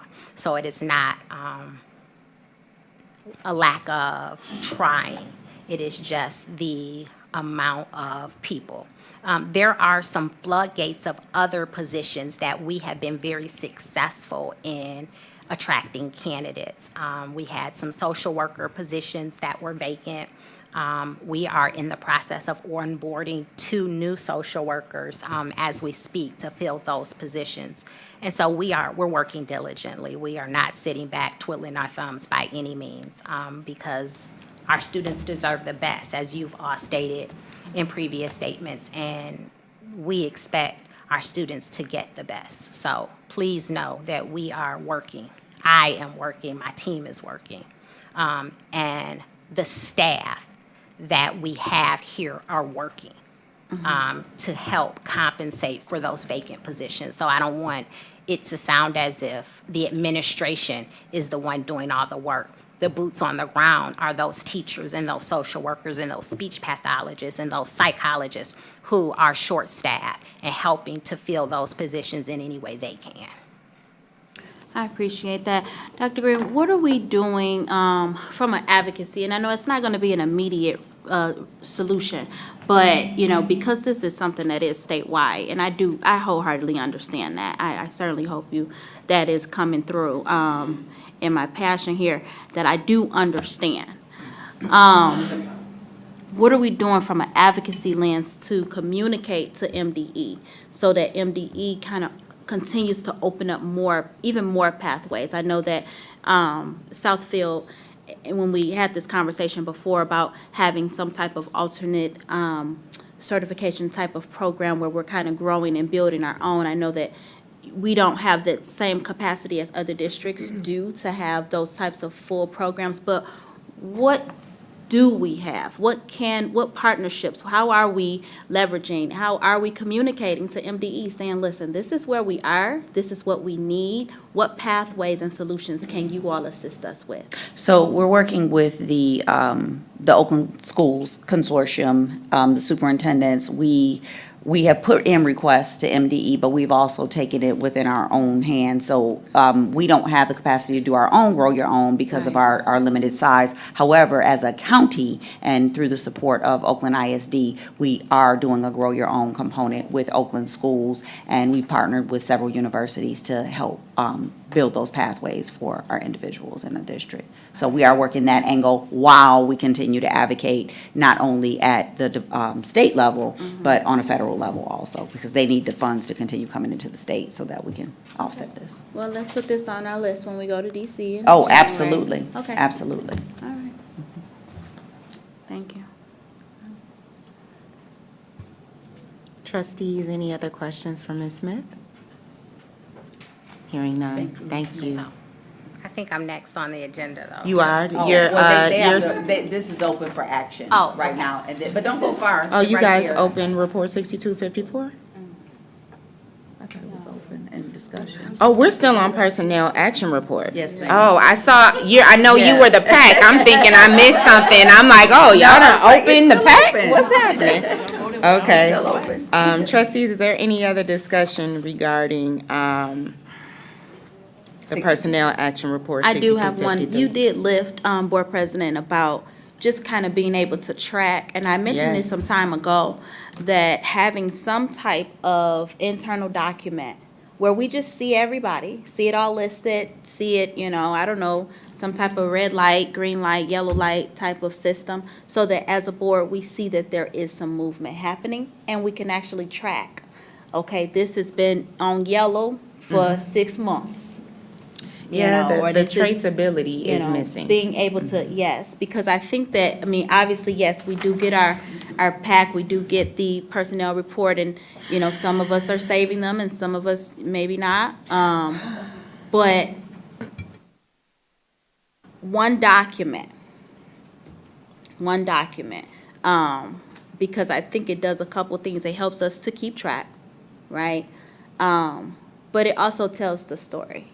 I think if we go back to the folders, since we are going paperless, if we have the shared folders, that might be helpful also to have that type of document, so it's live and not stagnant.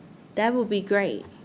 Yeah, and it could be updated right there in the shared drive, closed out, green light, yellow light, red light, So whatever. we'll work on getting that. The other exciting thing that I failed to mention is we're working with Wayne State University on a summer program. We're one of the few districts that will have interns come into our district in the summer, near peer. So first level, second year students at Wayne State will come and do some intern work here in the summer in an effort to try to increase the candidate pool for teacher education. Okay, and are we still having them in the classrooms Yes. now, where they're coming in Yes, and we doing have their student several. teaching and? We have several in the district. We do. Okay. This graduating class from Wayne State, where, as you used to have hundreds of graduates come out of the class, they only had 25. And we were there vying for those 25 graduates this December. 2 weeks ago, trying to get them here in Southfield Public Schools. I understand there are a lot of programs, there are a lot of alternate routes happening, a lot of different programs. I participate in one every summer as a coach. So I know that they, I know what the real issues are, but we have to do something, so. Trustees, anything else for the talent management report? Hearing none, Board Secretary, will please call for the vote. Trustee Ware-Duval? Yes. Myself, yes. Trustee Joyce? Yes. Trustee Johnson? Yes. Trustee Holloway? Yes. Trustee Bland? Yes. Trustee Belk? Yes. Unanimous.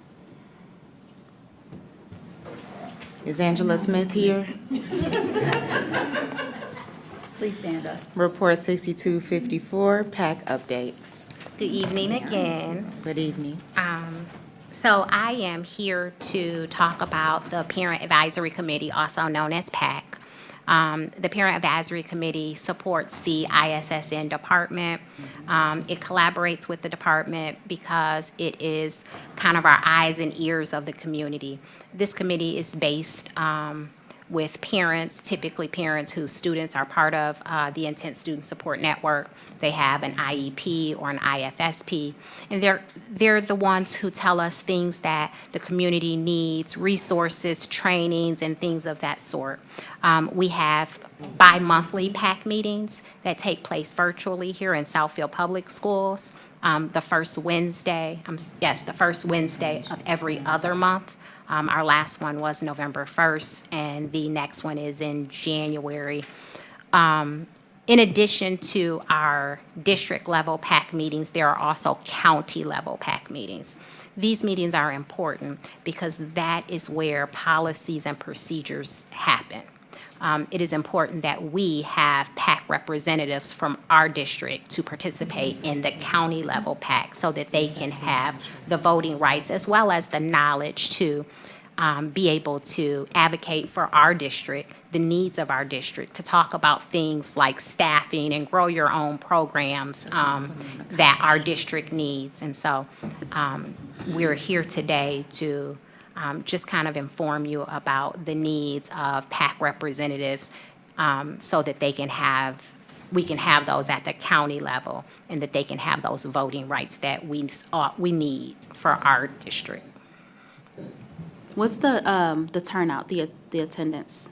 Of our district meetings? The district meetings. Right now, none. Is it low? It is very low. However, I have been in communication with Ms. Celeste Sanders, who has been so gracious to help me to recruit members to support PAC from each school. Mm-hmm. So that is something that she and I are going to work on collaboratively. Yeah, the January date? I don't. I think it's the 6th, but don't quote me. Are they being placed I'd on have the to get my calendar. I know we had the The first, second one this year, because the first one we're out, the district, is the 10th. And it's at 6 o'clock. of course. Um, Are they still virtual or in Yes, person ma'am. now? They're virtual still. So I know that, to your credit, the PAC was ran, as many of us know, by 3 very fierce women for a very long time, and I believe all their children have aged out, right? Ms. Binion and Lakia. So whatever you need from us, and again, I think this goes back to that communication and marketing piece, right? Ms. Binion was a marketing tool. So I hope that in Ms. Sanders you find the same thing, but please let us know what we can do to assist. I think the PAC was instrumental when I was running for the board. Talking to them, knowing them, really helped to get me an understanding of what a district looks like. So I'm glad you're reinstating that, and I'm glad that we had this update. Keep going. Thank you. You're welcome. Trustees, anything else for Ms. Smith? Hearing none. Thank you.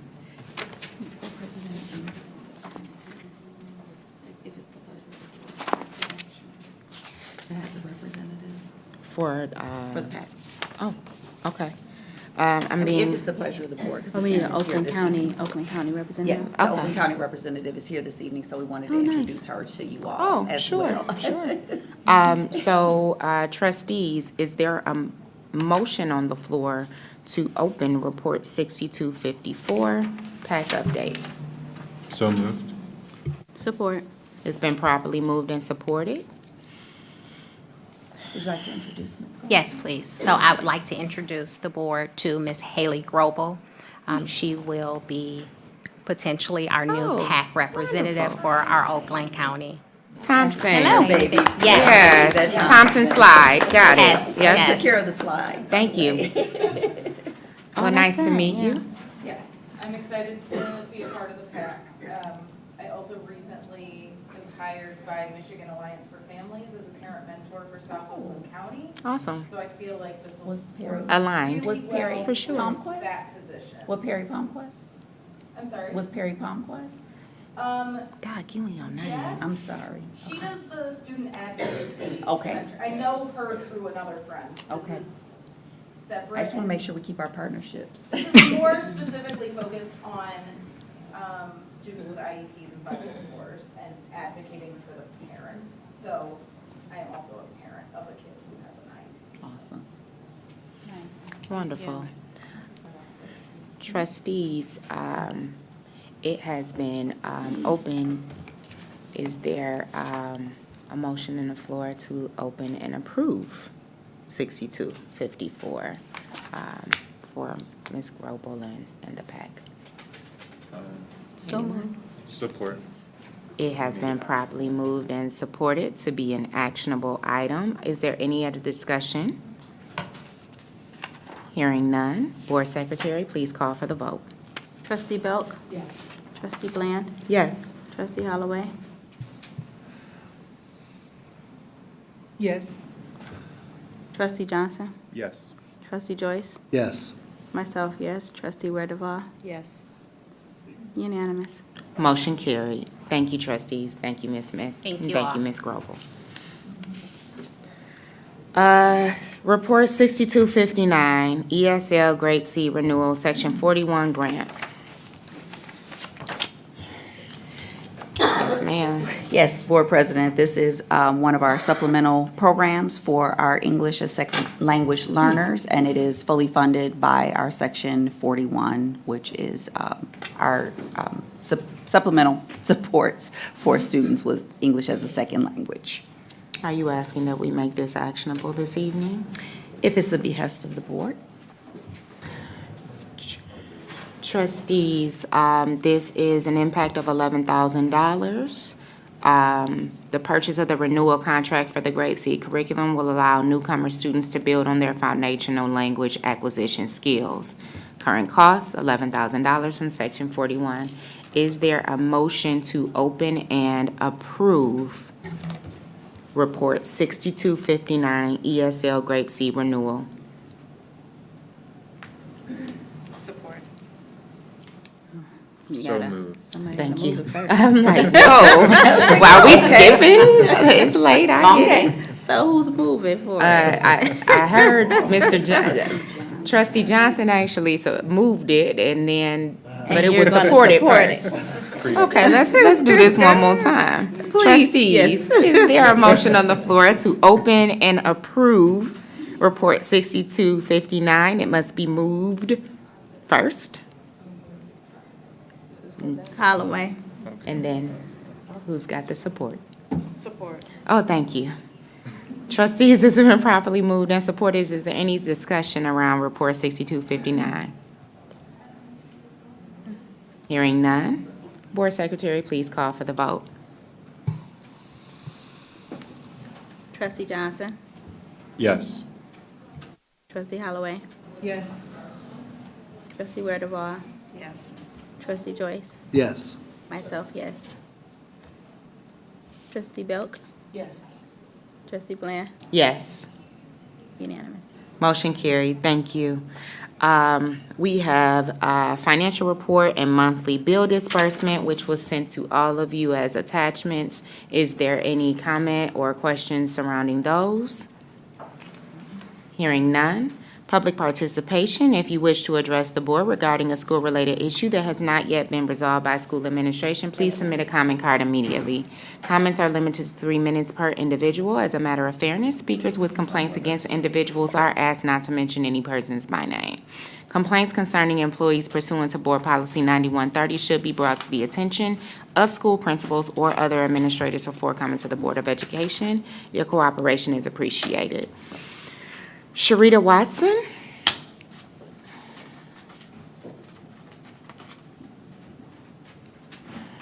Ms. Watson, would you please state your address for the record? My address? Yes, ma'am. Okay.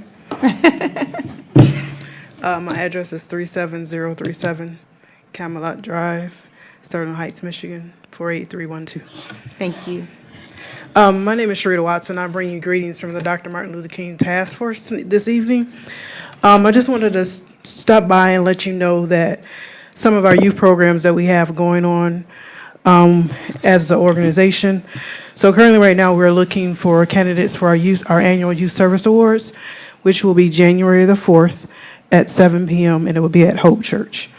So we're looking for youth that have did community service within the community, any type of impact that they have made, and demonstrated acts of Dr. Martin Luther King.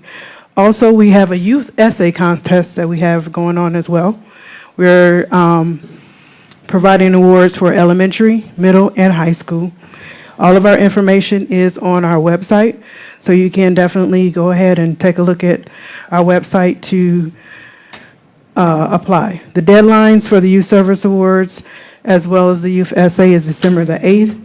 And finally, we are offering a scholarship for the Dr. Martin Luther King Task Force as well. It is available. Our deadline for that is March the 31st. And also, we'll have some more information about our youth leadership program where we do an annual symposium for the youth. Thank you. You're welcome. For the good of the order, trustees? Yes.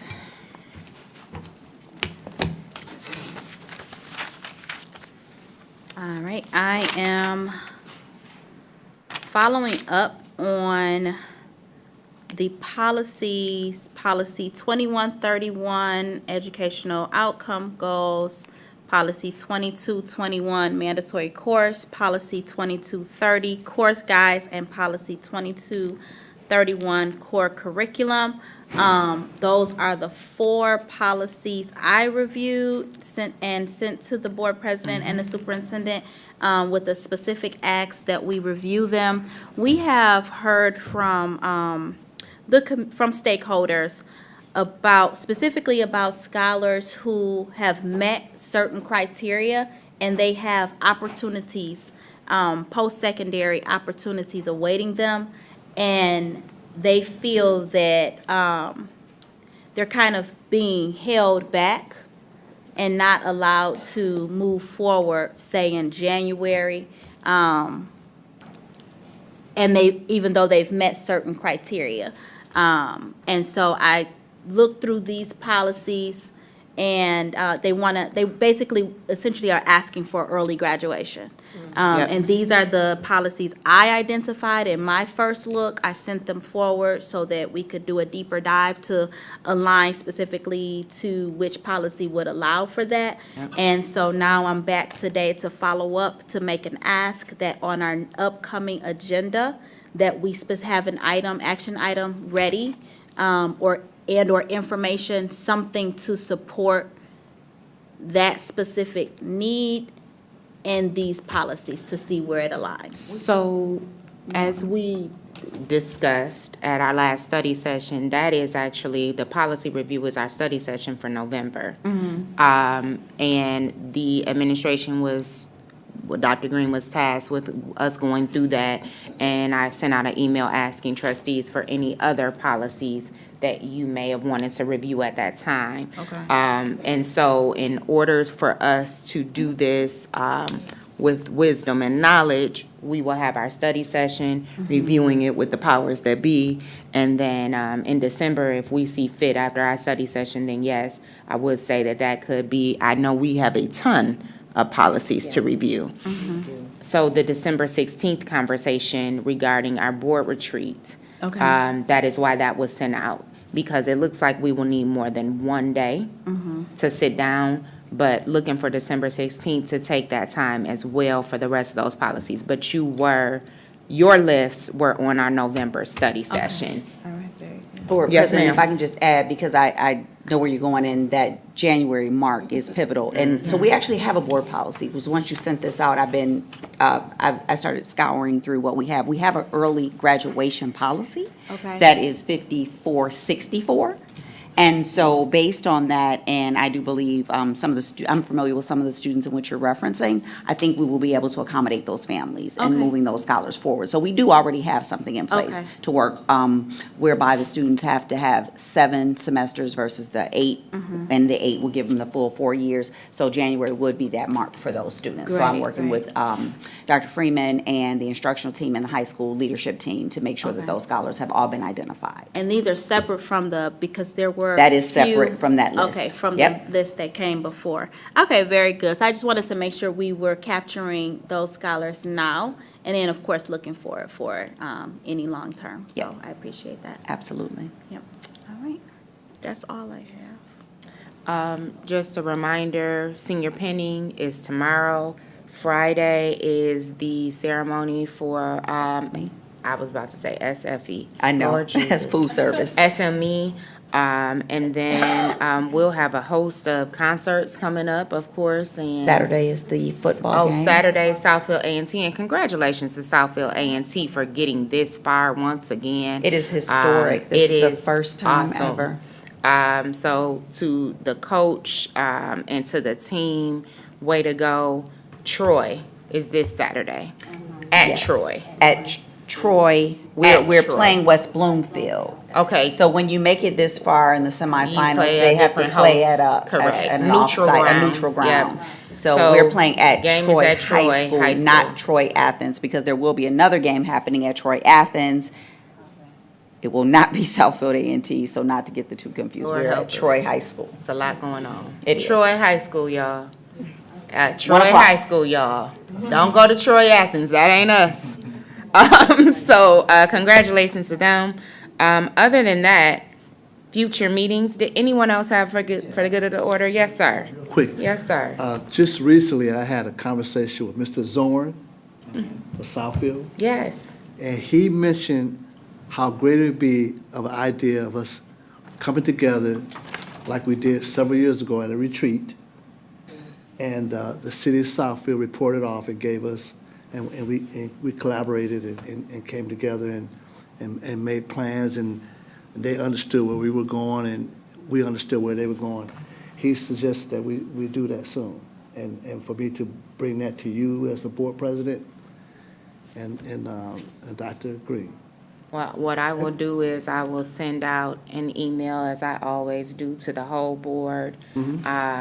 We'll take a look at our agenda, because if we invite the city of Southfield, we definitely will have to invite the city of Lathrop Village again. Right. So we will make some things happen, and thank you for being a conduit And- for collaboration. And I had a conversation a few days ago with the board president of West Bloomfield. Oh, I like her. And she told me to tell you that if we would like to come back Yes. and tour and go do a deep dive into their security of their building, as well as the architecture design, Perfect. for us to, come to, for you to give her a call. Okay. And she'll make that work, because we did tour it. Good, yes. But we didn't get into the security and all that. Right. And so I think that'd be a great idea if we did that. Understood. Thank you for that, Trustee Joyce. I will definitely send her a note and see what we can do to get over there. That would be good. Trustees, anything else for the good of the order? Hearing none. Future meetings. Oh, this isn't a meeting. This is a break. November 22nd through 24th, Thanksgiving recess. I hope everyone has a great one, by the way. Tuesday, November 28th, special meeting study session, 6 o'clock. And Tuesday, December 12th, regular meeting at 7 p.m. This meeting is adjourned at a very late 10:28. Have a good evening, everyone. Trustees, we need your